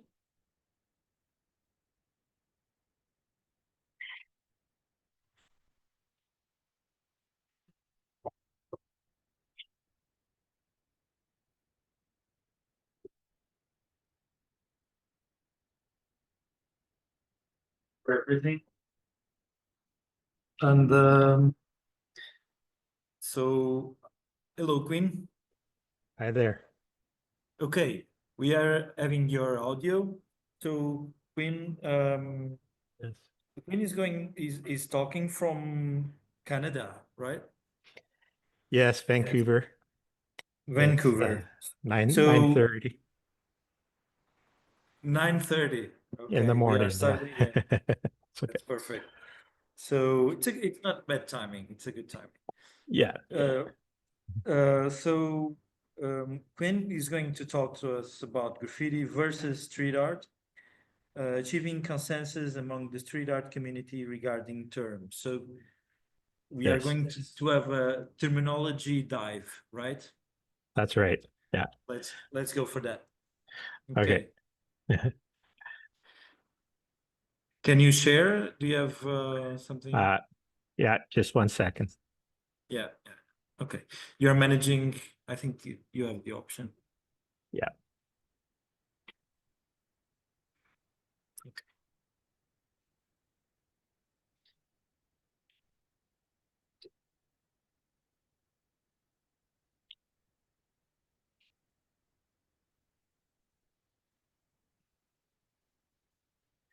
Okay, can you see the slide? Yes, it's fully on. Okay, great. Let's go. Thank you. Okay, boa tarde. Good afternoon. My name is Quinn, and thank you, Pedro, and the conference organizers for this opportunity to present. I hope the audience is feeling good. So this is my topic, graffiti versus street art, and the need for a shared understanding between the street art and academic communities on terminology. A lot of the writing I found on the subject was from about a decade ago. So it seems around that time that there was a lot of discussion going on about this topic. And so perhaps I'm a little late to the discussion, but I think it's important to return, and it would be valuable to return to this discussion. This is a essay that was a jumping off point for me. This is from the Street Art and Urban Creativity Scientific Journal, Volume 1. So this is by Assistant Professor Ulrich Blanchet. He teaches at the Institute for European Art History at the University of Heidelberg, Germany. So this essay is titled Street Art and Related Terms, Discussion and Working Definition. So I don't know if people are familiar with this essay, but Ulrich has very strong opinions about his feelings about the differences between street art and graffiti as genres. And he's also quite critical of the academic community, which he feels doesn't take writings not taken seriously that aren't written in English. So he's very critical about that. Two texts that he cites in his essays. One of them is a book called Street Art by Johannes Stahl, who is a German professor from 2009. And the other is an essay by Jean Baudrillard, Cool Killer ou l'insurrection palestine. Cool Killer or the Insurrection of Signs. This is an article, an essay he wrote from 1975. So it's not a surprise that Baudrillard would be interested in graffiti with his interest in semiotics and language. And so both of these texts blew me away. Perhaps they are familiar to people in the audience, but I was not familiar with these texts before starting this research.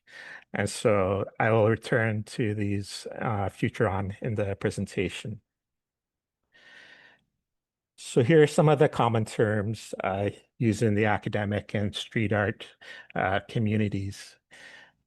In his essay, Blanchet provides working definitions for these terms, and which he admits in his essay that they are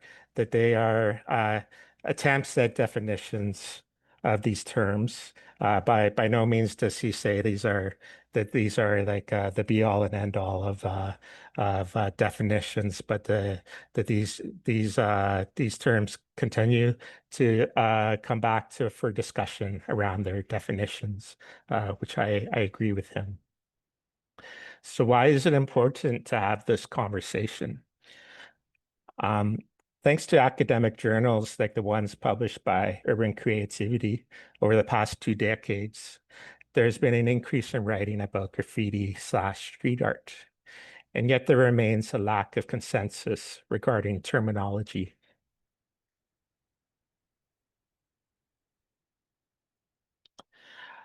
This is from a journal by Liliana Radosevic, who is an art historian from Belgrade, currently finishing her PhD. The title of her PhD thesis is Understanding Street Art. So here Liliana notes that how graffiti subculture kept the term graffiti as a dominant genre, whereas the academic discourse largely shifted to the use of street art. The term urban art came into use, adding to further confusion. So I found this point interesting, that the academic community largely shifted to the use of the term street art in the early 2000s. So what qualifies as graffiti? This is from the book Street Art by Johannes Stahl. So Stahl argues that since the beginning of human civilization, graffiti has always existed. There has always been an art that exists beyond official history. So what Stahl is hinting at here is outsider art, or Altblut. He tells a story about a guy named Hal who is creating a cave painting using a bone pipe to spray paint on the wall of the cave, tracing the figure of his hand onto the cave. And this is an image from cave painting found in Argentina. They were cave paintings found in that area 7,000 BC. Often people talk of cave painting as the first known form of graffiti. So then Stahl traces the origins of the term graffiti back to the mid-19th century Italy from the Italian word for scratch, where Christian archaeologist Raphael Garucci wrote scribblings and inscriptions on walls in Pompeii. So this is a book from this archaeologist who was studying inscriptions he found on walls in Pompeii, Italy. Right from the start, the unofficial aspect became a major feature of the phenomenon. And so what Stahl is saying here is that right from the start, the unauthorized nature of graffiti was there from the very beginning. And this is from the Norman Mailer essay, The Faith of Graffiti. This essay, published in Esquire magazine in 1974, is thought to be one of the first mainstream writings about modern graffiti. Here, Mailer draws attention to graffiti as being an illegal act and also as a performative act. He talks about the graffiti writers as living through the stages of the crime in order to commit an artistic act. So a little about me. I was a teenager in the 80s, which we now look back as the golden age of hip hop. And this was, I remember well, it was a very exciting time for hip hop culture, those who were around at that time. And there was an organization that was called the Universal Zulu Nation that created what it called the 4 elements of hip hop. And of course, graffiti is listed as one of the 4 elements. So all these different subcultures were thriving at this time, beginning in the late 60s, early 70s. So this, to me, is the origins of modern graffiti. And so the Universal Zulu Nation was created these four elements in an attempt to help legitimize hip hop culture. And this is a definition I pulled directly from the City of Vancouver website. The City of Vancouver defines graffiti as one or more letters, symbols, or marks, howsoever made on any structure or thing, placed without the property owner or tenant's prior authorization. So this is from the City of Vancouver graffiti bylaw. The City of Vancouver is known at taking a particularly harsh stance towards any type of graffiti / street art, and often will give out harsh penalties towards street artists. This is also from the City of Vancouver website. I found this interesting that any artwork that has prior written authorization by the property owner or tenant and the municipality is not affected by the graffiti bylaw, but instead this artwork is guided by public art policies. So, so artists who paint sanctioned murals, sanctioned by the City of Vancouver, are even eligible for financial support. And as we'll see, a lot of these city-sanctioned murals often employ street artists. And I'll get to that later in my presentation. So what qualifies as street art? So this is from Blanchet's essay from 2015. So he says that street art is an unauthorized expression in urban space. So he says this is similar with graffiti, that graffiti and street art both share this characteristic, but that street art is performative and site-specific and is primarily viewed online. So I never heard this opinion before, that street art is primarily viewed online. So that was new to me. I'm not sure how I feel about that as a definition, but he really thought it's important to differentiate between the terms graffiti and street art.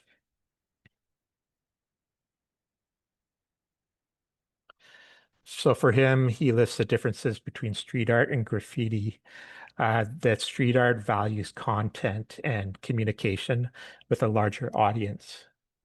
And then here, Blanchet refers to what he calls style writing, which is basically what he's referring to as graffiti, sort of influenced by subway graffiti in New York from the late 70s. And style writing, he says, emphasizes technical virtuosity. And for me, I disagree a little with this definition. I don't feel that all style writing emphasizes technical virtuosity, but he voiced very strongly that equating street art with graffiti is not constructive. So this is another article by the author Fabian Bross, and he created this diagram in an attempt to kind of compare some of the blurred lines between what he says between graffiti and street art. And so here he talks about tags and style writing, etching and scratching. So that's interesting. That returns back to the archaeologist in Pompeii, who was noting etching and scratchings in walls in the 19th century.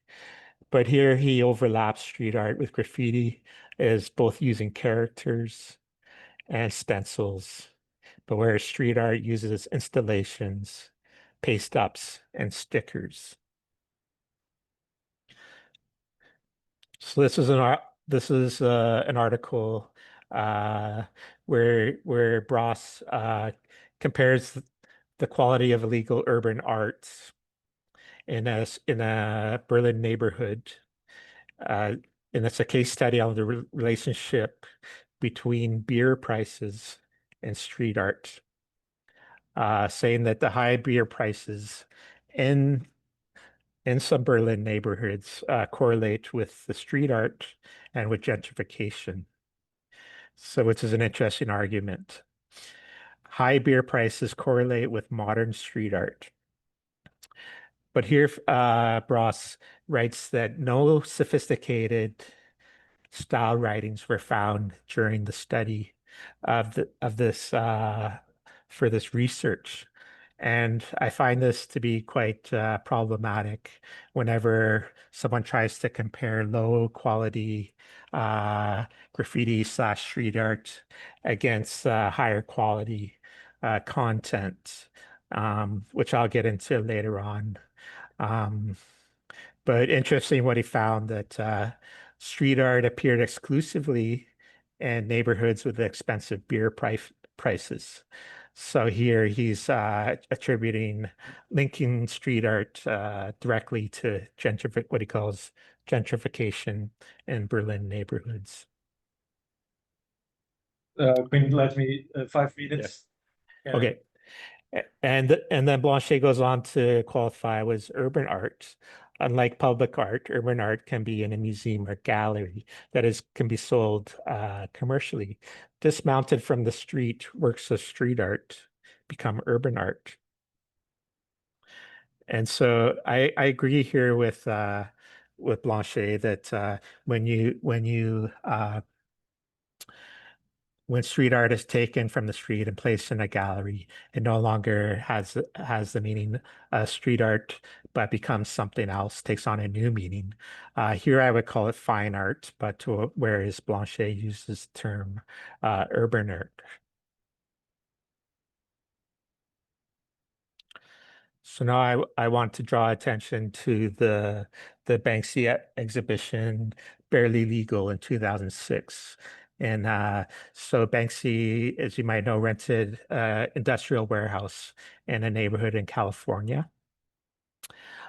Very wisely, Banksy's decision to rent a warehouse rather than exhibit the exhibition in an art gallery.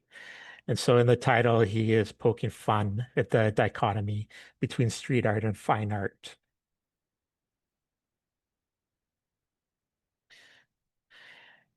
In an early 1983 exhibition in New York, sort of at the height of graffiti in New York, this gallery, the Sidney Janis Gallery, featured an exhibition with street artists that was titled Post Graffiti. And so here Janice invited street artists to submit, and she's using the term post graffiti as a way to distance the artists and artworks from their illegal practices. And I don't feel this term really caught on, and I don't feel that it's mentioned much anymore these days. So now I want to speak about beautification projects, which is projects that are approved by municipalities and property owners. And this is from a quote from Cool Killer or the Insurgent of Signs by Jean Baudelaire. He writes of an organization in New York that was called City Walls Incorporated. I was surprised to learn that the city sanctioned beautification projects were happening back then. I thought this was a more recent phenomena.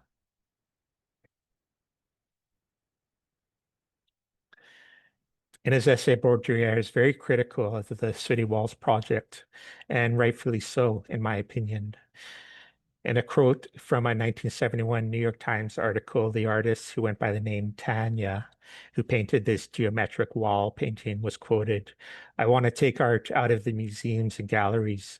A wall belongs to everybody. It can't be traded on the art market."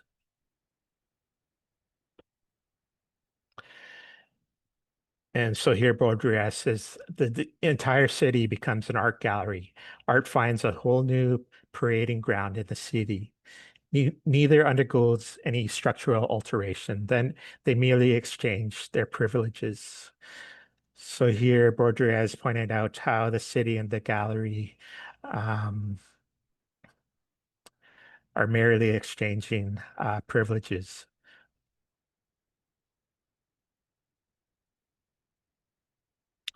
So this is a nonprofit organization. It's called Beautify Earth, and they work on beautification projects in different cities. So they connect artists with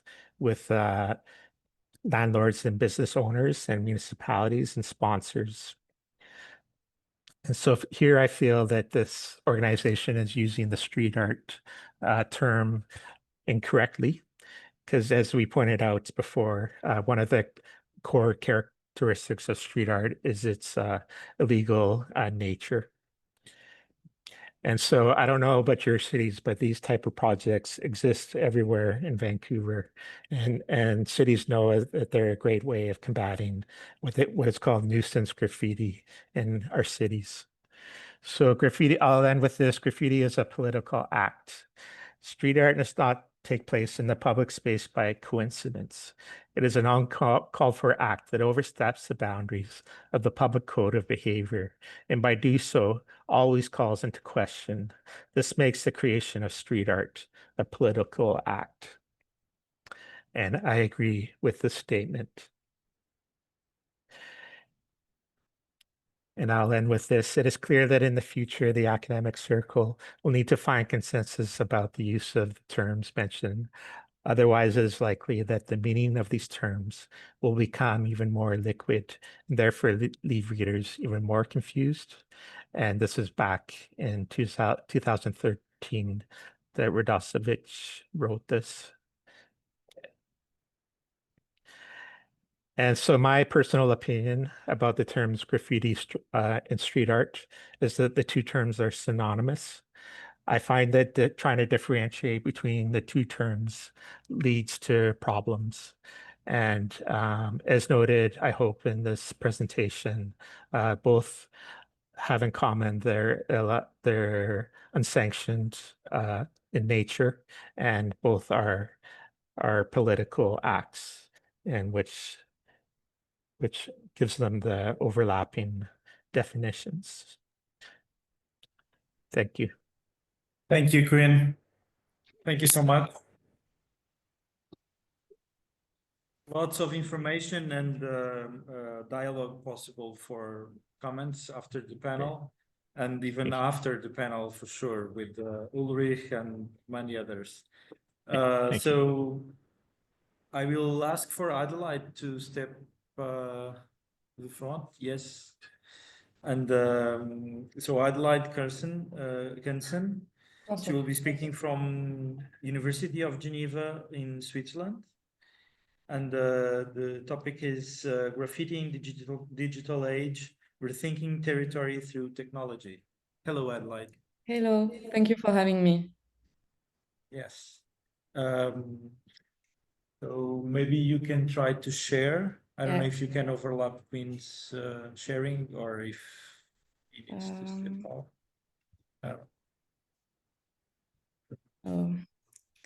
I just have to authorize. Yes.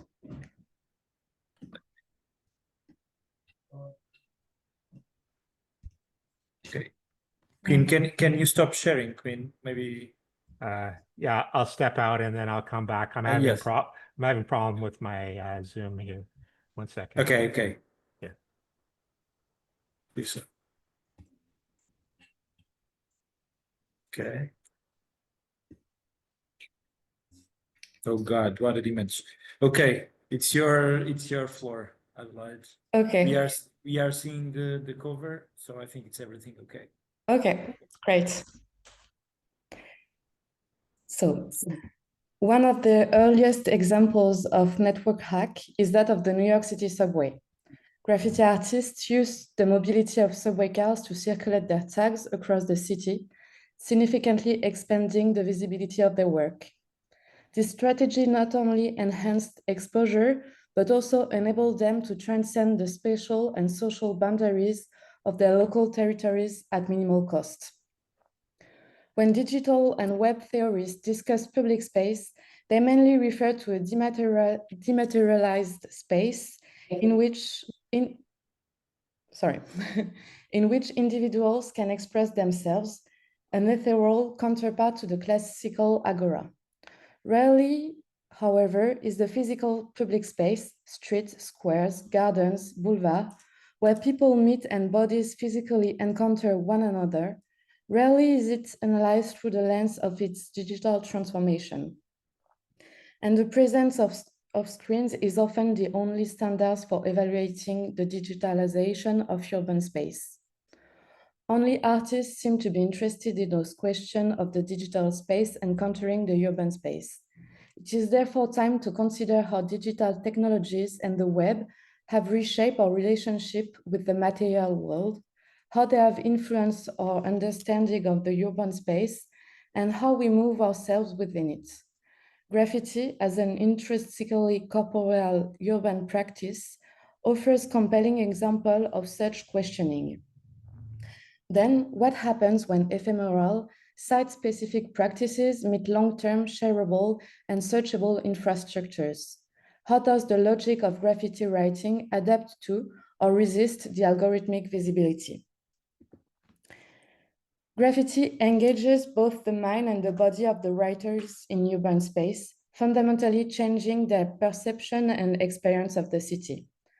Graffiti is anchored in a tradition of defying space limitations. Originally, this challenge was meant to escape the neighborhood. It is not to access where nobody else could. This desire to reach inaccessible location is both induced and enabled by the virality and visibility that social media promises. The competition amongst digital platforms promoting constant differentiation and visibility among content creators further accelerates the wrestle for constant further inaccessibility. It is enabled by digital tools that facilitate the systematic documentation and dissemination of these actions. Graffiti is gaining high interest on social media. As of June 26, over 54 million posts have been published on Instagram under the hashtag graffiti. In comparison, the hashtag contemporary art has 76.5 million publications. Increasingly, the first encounter with graffiti is made through screens and digital platforms before watching walls in the public space, a shift that induces its spectacularization, the transformation of graffiti into a visual spectacle optimized for online consumption. Indeed, until the advent of social medias, to see a piece, one had to move to its location to see it, to experience it.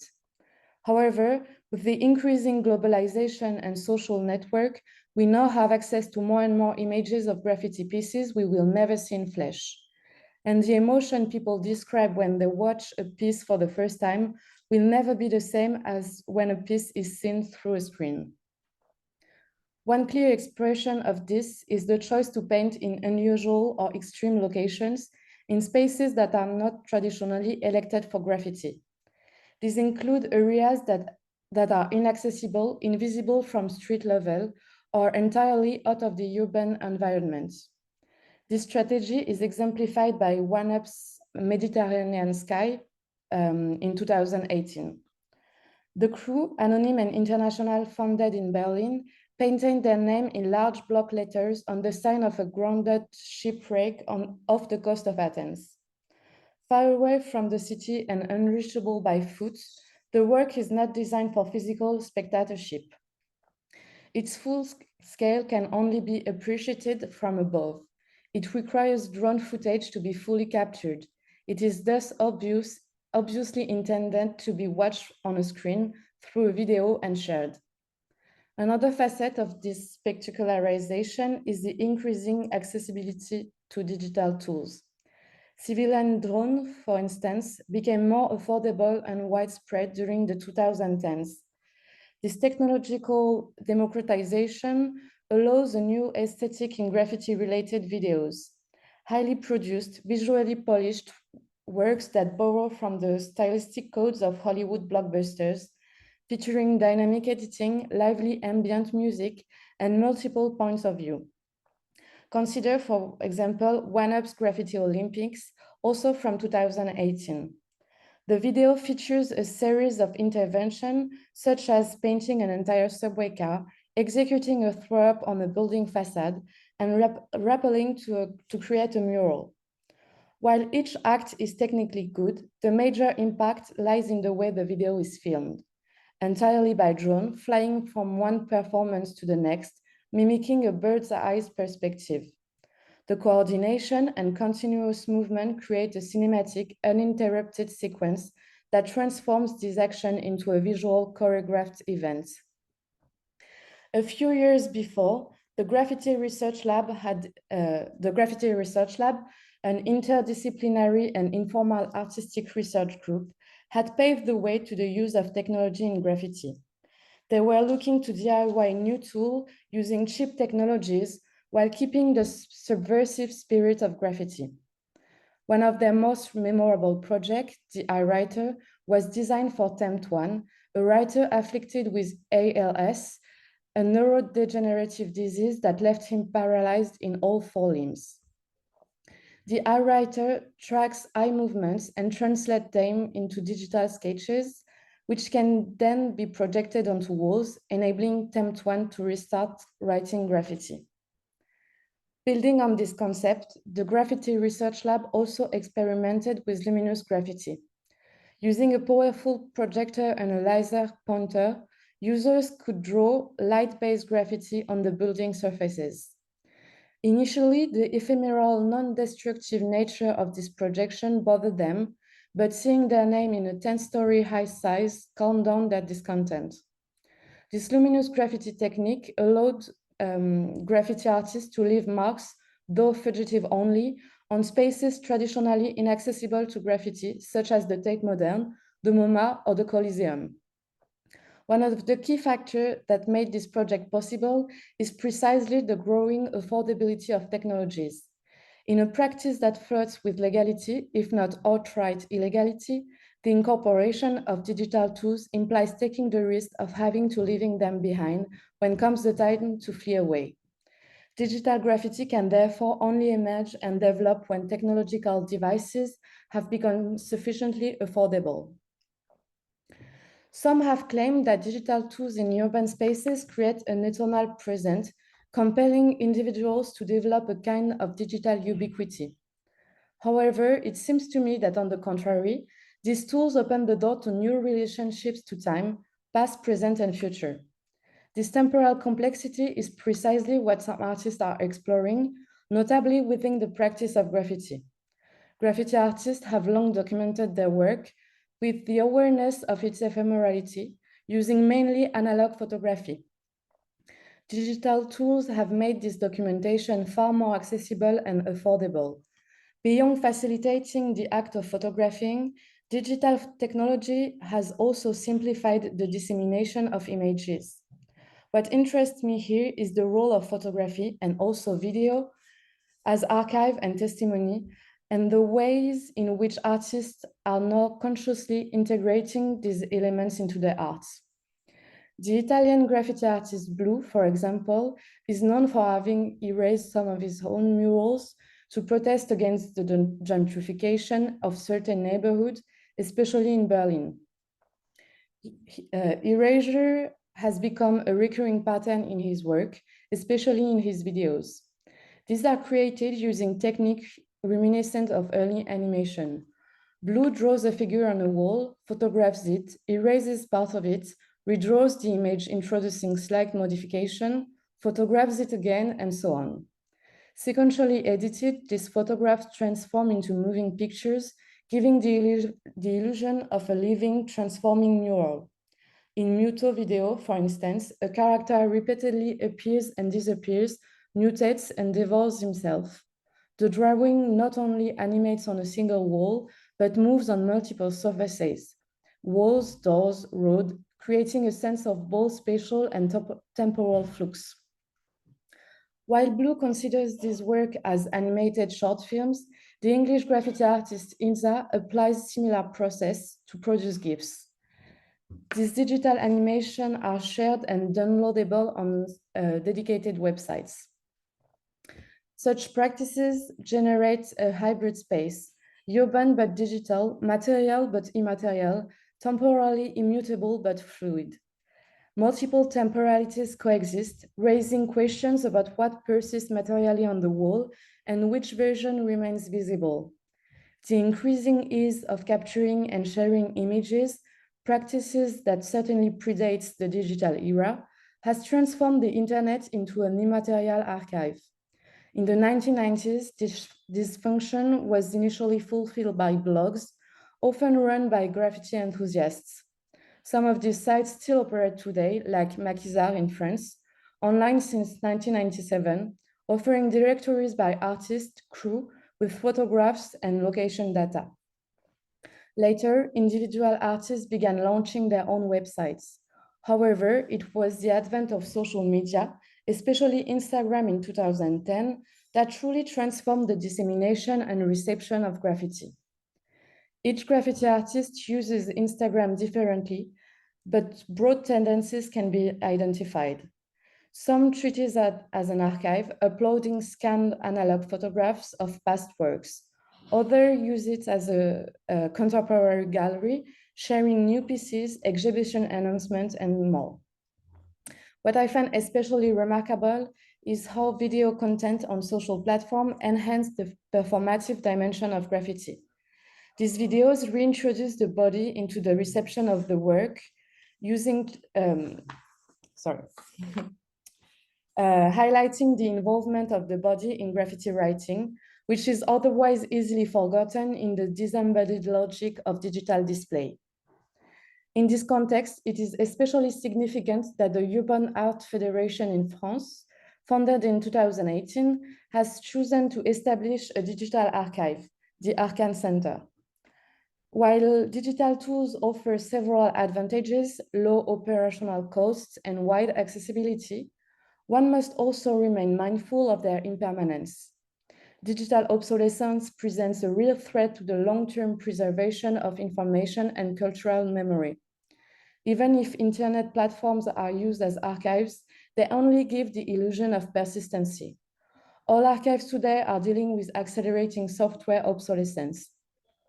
In the Swiss canton of Valais, for example, the cantonal archives have retransferred all films archives onto tapes, which are stored in a mountain bunker.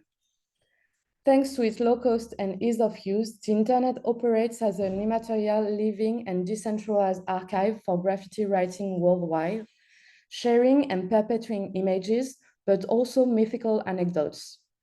Pieces that are long gone from urban space circulate, appear, reappear, and transform, which is great, but we must not rely only on digital archive.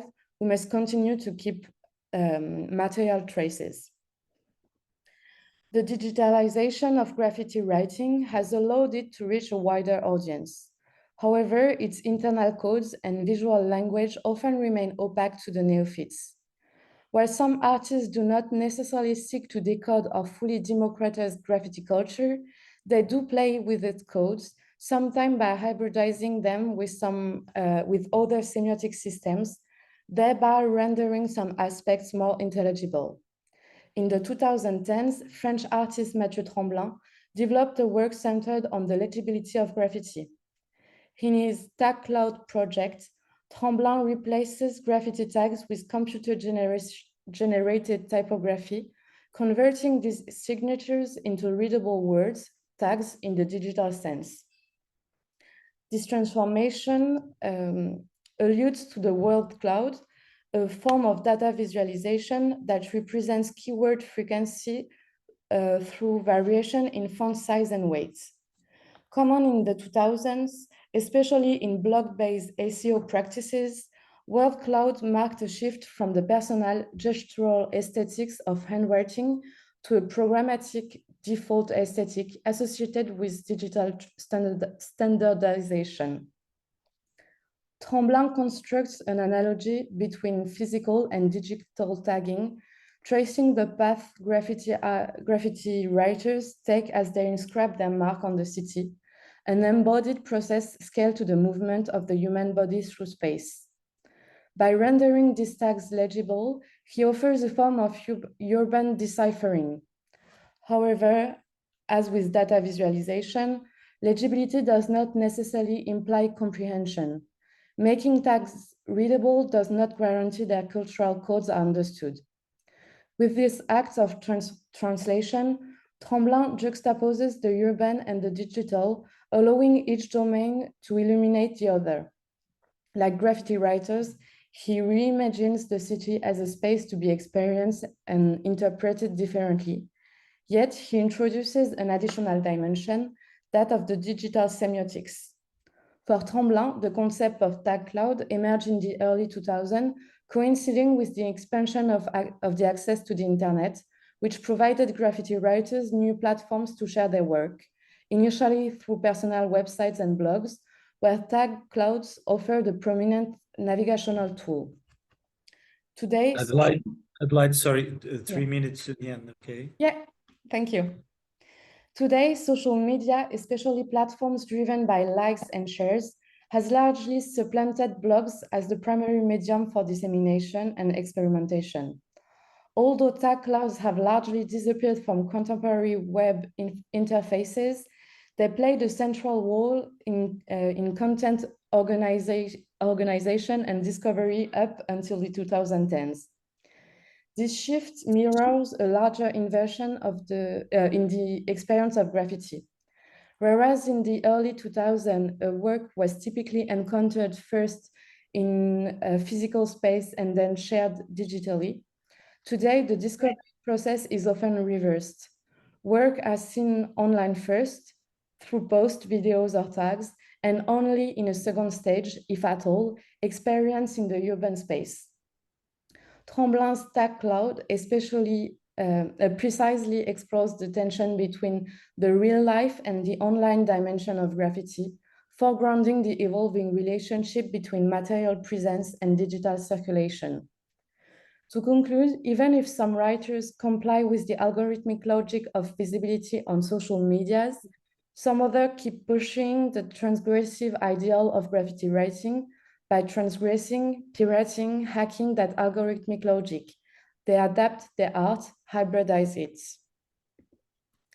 Thank you. Thank you, Adelaide. Thank you so much. We will have the final presentation here in locally, and then we will do the questions in for the panel. So Isabel, she's going to share. Let me open your file, Isabel presentation. And I will share it here.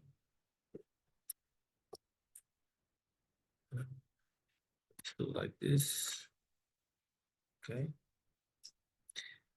And we will go like this.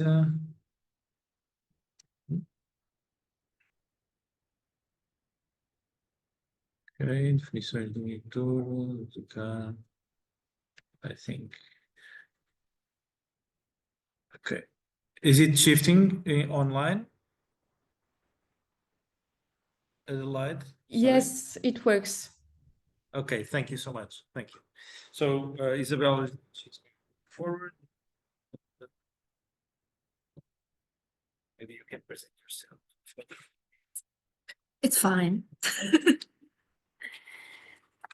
Okay, so thank you very much. It's very nice to be in Lisbon again. Every year, it's became like a sort of tradition. 2018 was my first one. Yeah, all years. Non-stop. I'm faithful.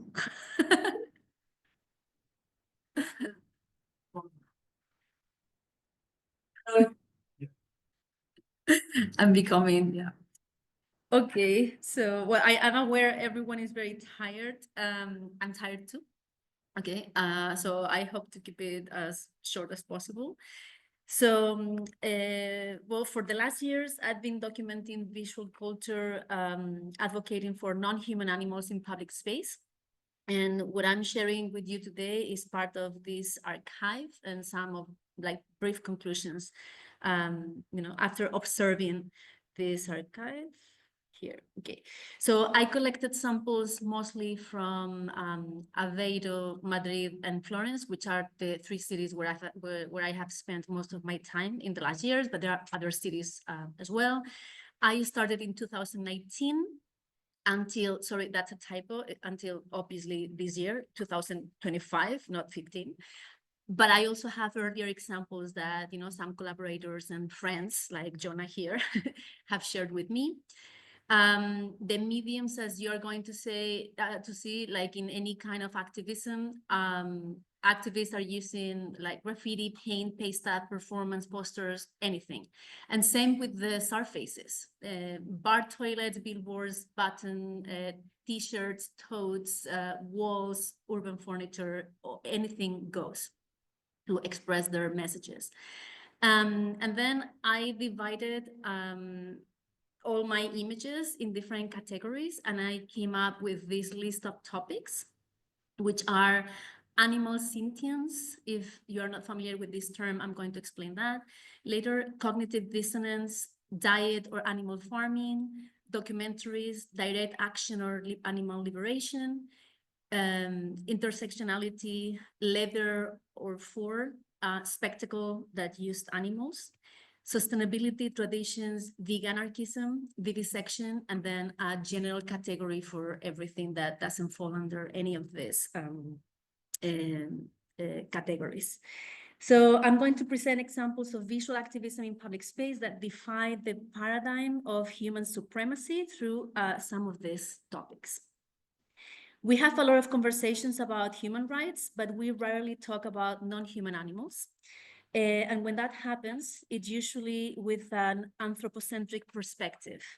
That means that the other animals are approached as a general entity and they are assigned roles to ultimately please humans.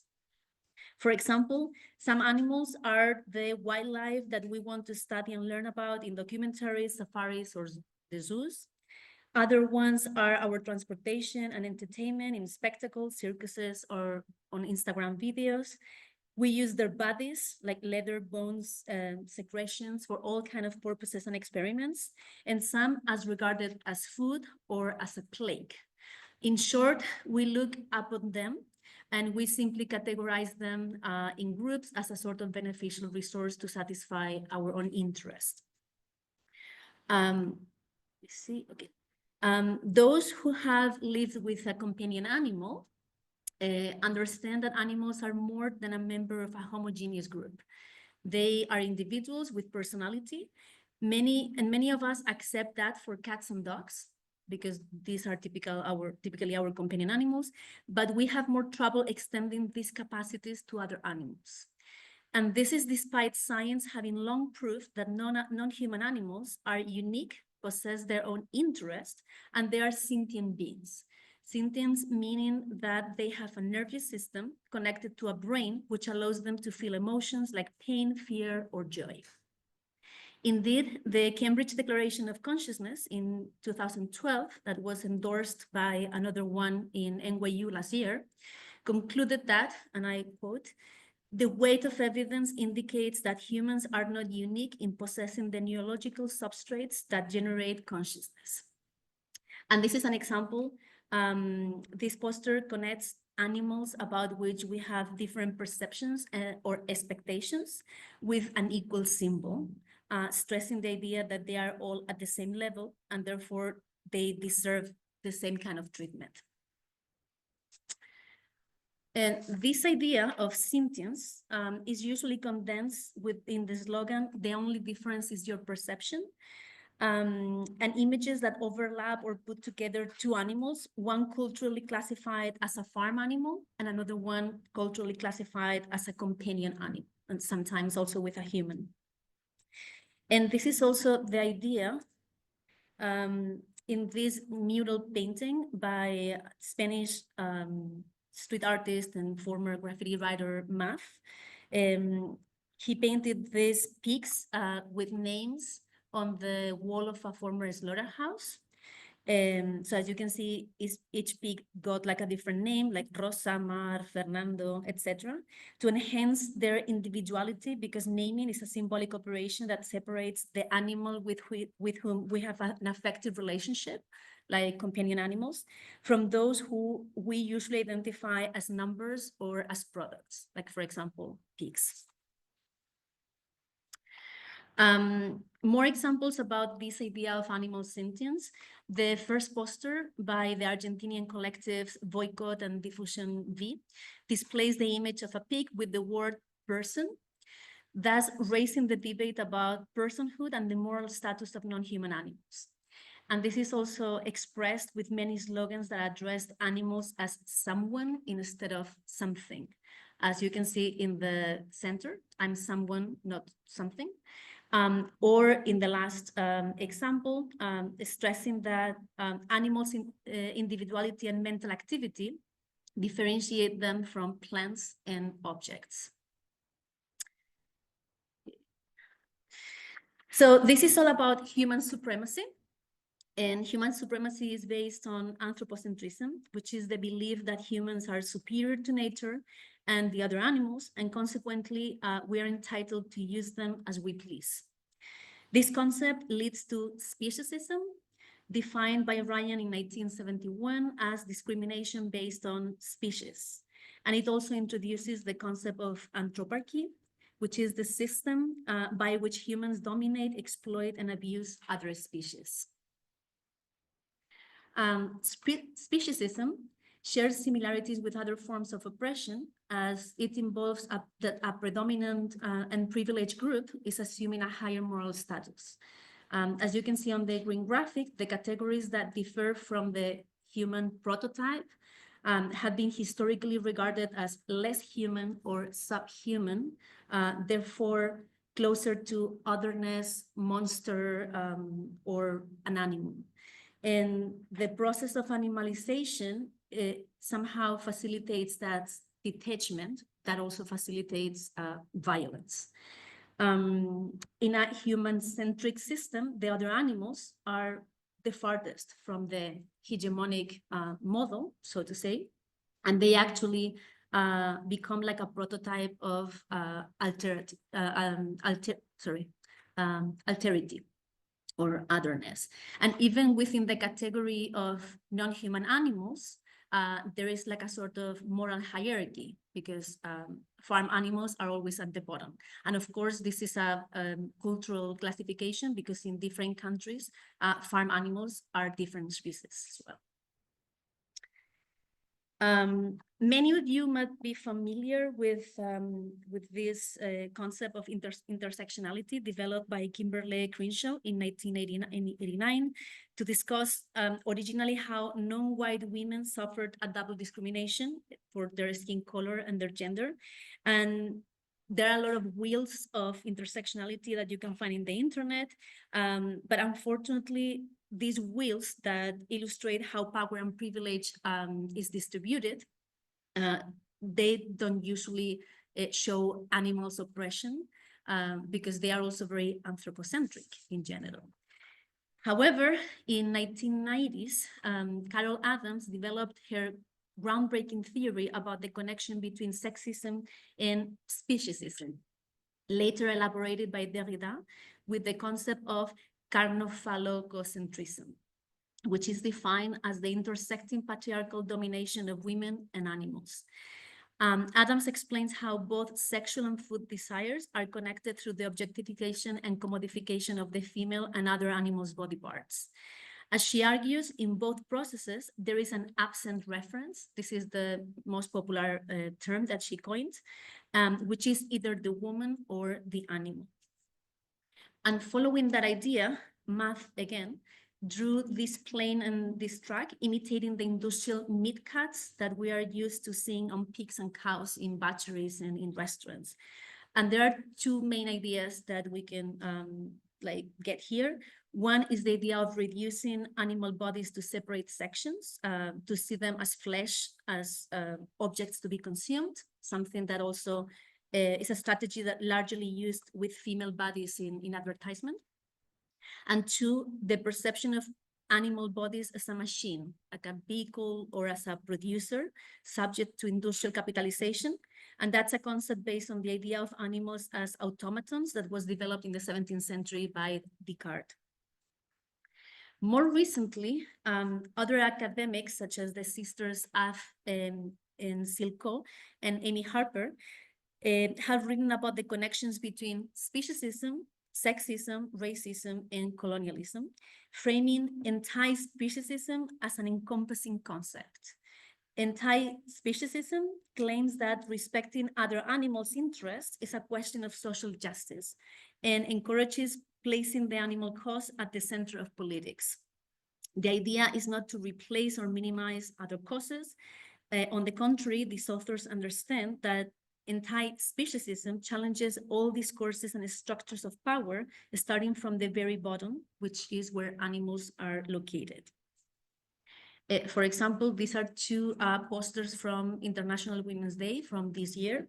So the first one says, the best way to perpetuate patriarchy is to keep eating animals.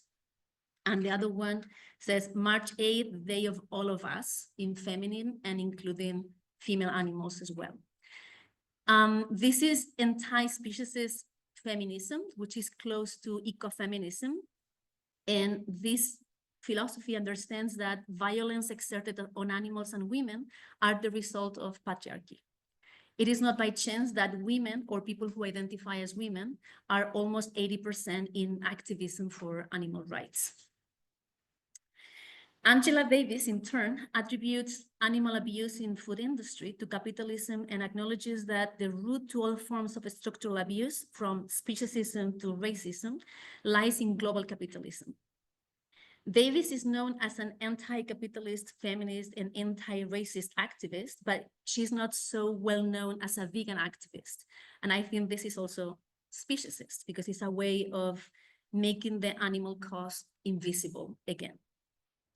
And in this line, other typical slogan, an intervention that you can see in the streets is the one like on this sticker, animal liberation equals human liberation.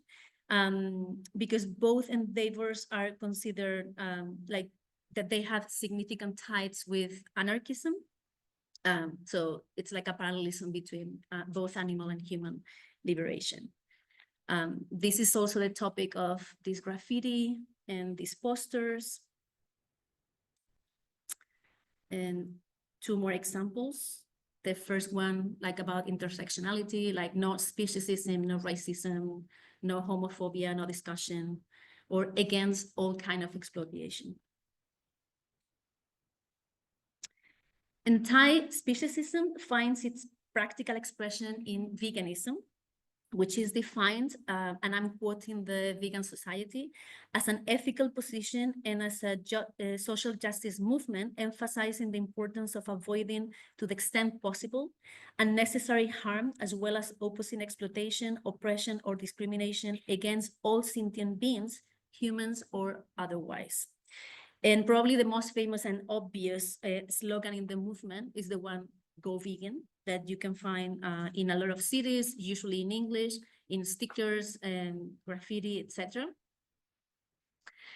Other messages are more specific about like the diet, like stop eating animals, or if it's not your mom, it's not your milk, or do not finance animal exploitation. So it's more about like meat and consumption. A lot of people say that they embraced veganism after watching some documentaries that are very popular in the collective, like Seaspiracy, Cowspiracy. So a lot of interventions are promoting these documentaries or are encouraging these documentaries. It is also very common to find the connection between eating animals and violence, or eating animals is murder. Actually, the expression meat is murder became very famous after this album by the Smiths in 1985, and the very famous song Meat is Murder, that I don't know if you're familiar with.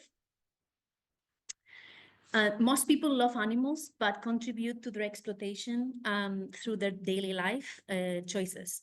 Consequently, many live in cognitive dissonance, which is when our values and actions do not align. And we have two options to cope with this dissonance. One option is to change our actions. And the second option, which is what most people choose, is to rationalize our actions by adjusting our values.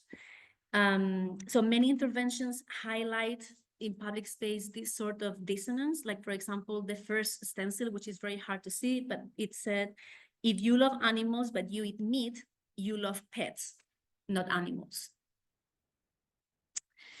And for many people, not participating in the spectacles with animals or avoiding animal fur or leather is more or less an easy action to take. So, for example, these are interventions against bullfighting in Portugal and in Spain. There is like a general consensus about like opposing this type of spectacles with that used animals. The problem comes mostly with food. It's usually the resistance that most people have. The species' structural domination operates at a cultural, social, economic, and moral level. So we eat 3 times a day, and food is emotionally and unconsciously bound to national, local, family values and traditions. And this is why this conversation is a difficult conversation to have. So when it comes to food, we tend to disassociate the animal from what we eat. And some facilitators of this emotional detachment are listed here. I don't have time to go over all of them. So I'm going to focus on the last one because it's the one that is more connected to interventions in public space, which is the visual representations of animals, how the animal here, for example, in this packet of sausages is represented. And these are also examples of how the other animals are usually presented, for example, to kids, and how speciesism is normalized and perpetuated by being exposed to this type of images. So the representation of animals by activists is a whole topic by itself. I don't have time to cover that. That also leads us to the question of which type of representation, if any, is more efficient for the sake of challenging speciesist representations of animals and for the sake of an activist campaign. One option, and sorry for the images, one option is making visible the invisible. So in light of the normalization and invisibility of the cruel conditions of animal agriculture, some activists choose to share graphic and realistic images, such as those from slaughterhouses or fishing operations. And other activists, however, prefer to represent animals following the logic of popular culture, like Peppa Pig style, kind of. As for example, this Argentinian activist, Cambia el Statu Quo. This person always represents animals in a cartoonish style, using black outlines and flat color filling, like in graffiti as well. And their animals stand on 2 legs and desperately speak to us in the first person about their horrific conditions as victims of the food industry. So, for example, this one is like, I won't be able to save you, son. Mom, where are we taking? Or this pig saying, if the meat was tender, it was a baby. Okay. Or this one, where is my baby? You can eat something else.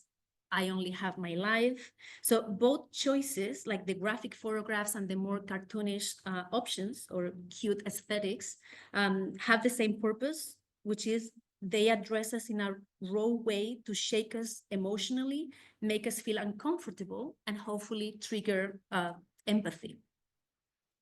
And I'm going to finish with the conclusions of the analysis of the communication strategies used by these activists. As we saw, there was like word and image, like in most like activist movements, or the combination of both. Slogans are usually like powerful, triggering and direct statements, questions, or comments. Sometimes they're pedagogical and they explain concepts and things to the public. They are either in the local language or very often in English, targeting visitors as well. They're usually in red and black, and that could be another topic to think about why those 2 colors. Images are either a simplification, like with stencils. It's just like a silhouette, or they are taken from popular culture, cute aesthetics, or they are using graphic shootings, photographs.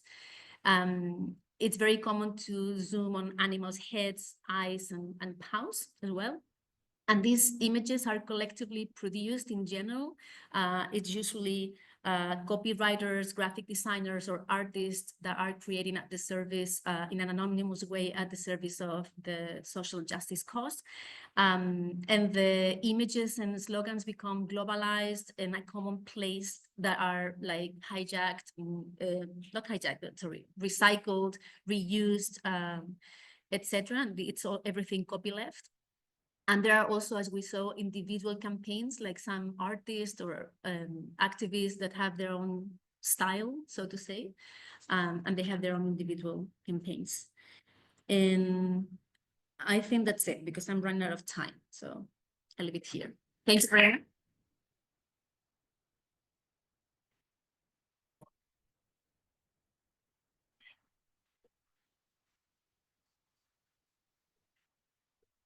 A little energy. You all do drinks and.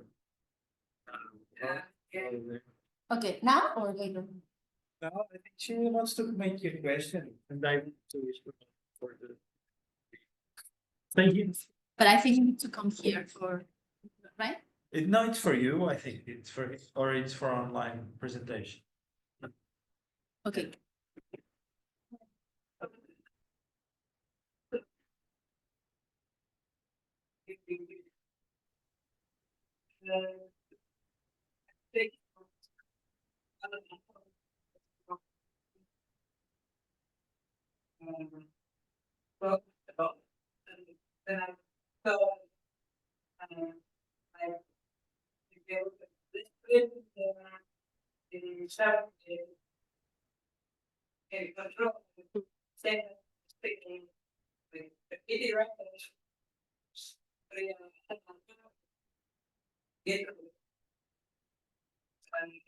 Sorry, I didn't understand how they use real animal. What? Sorry.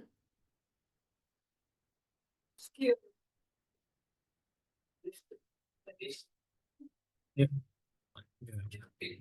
Like salvaging, right? They become savage, they become animals.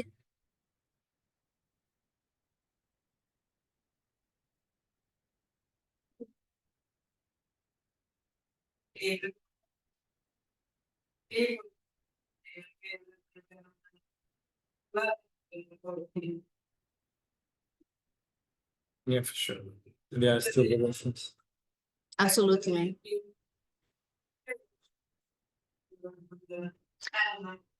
Yeah, and no, I agree. And very often the activism, it's another type of activism, consists simply on like sharing the incredible skills that other animals have, and that we are not aware of them. You know, like we think or we believe that pigs are dirty, which is not real. You know, but we don't know, I don't know, their abilities to memorize things, voice, to memorize faces.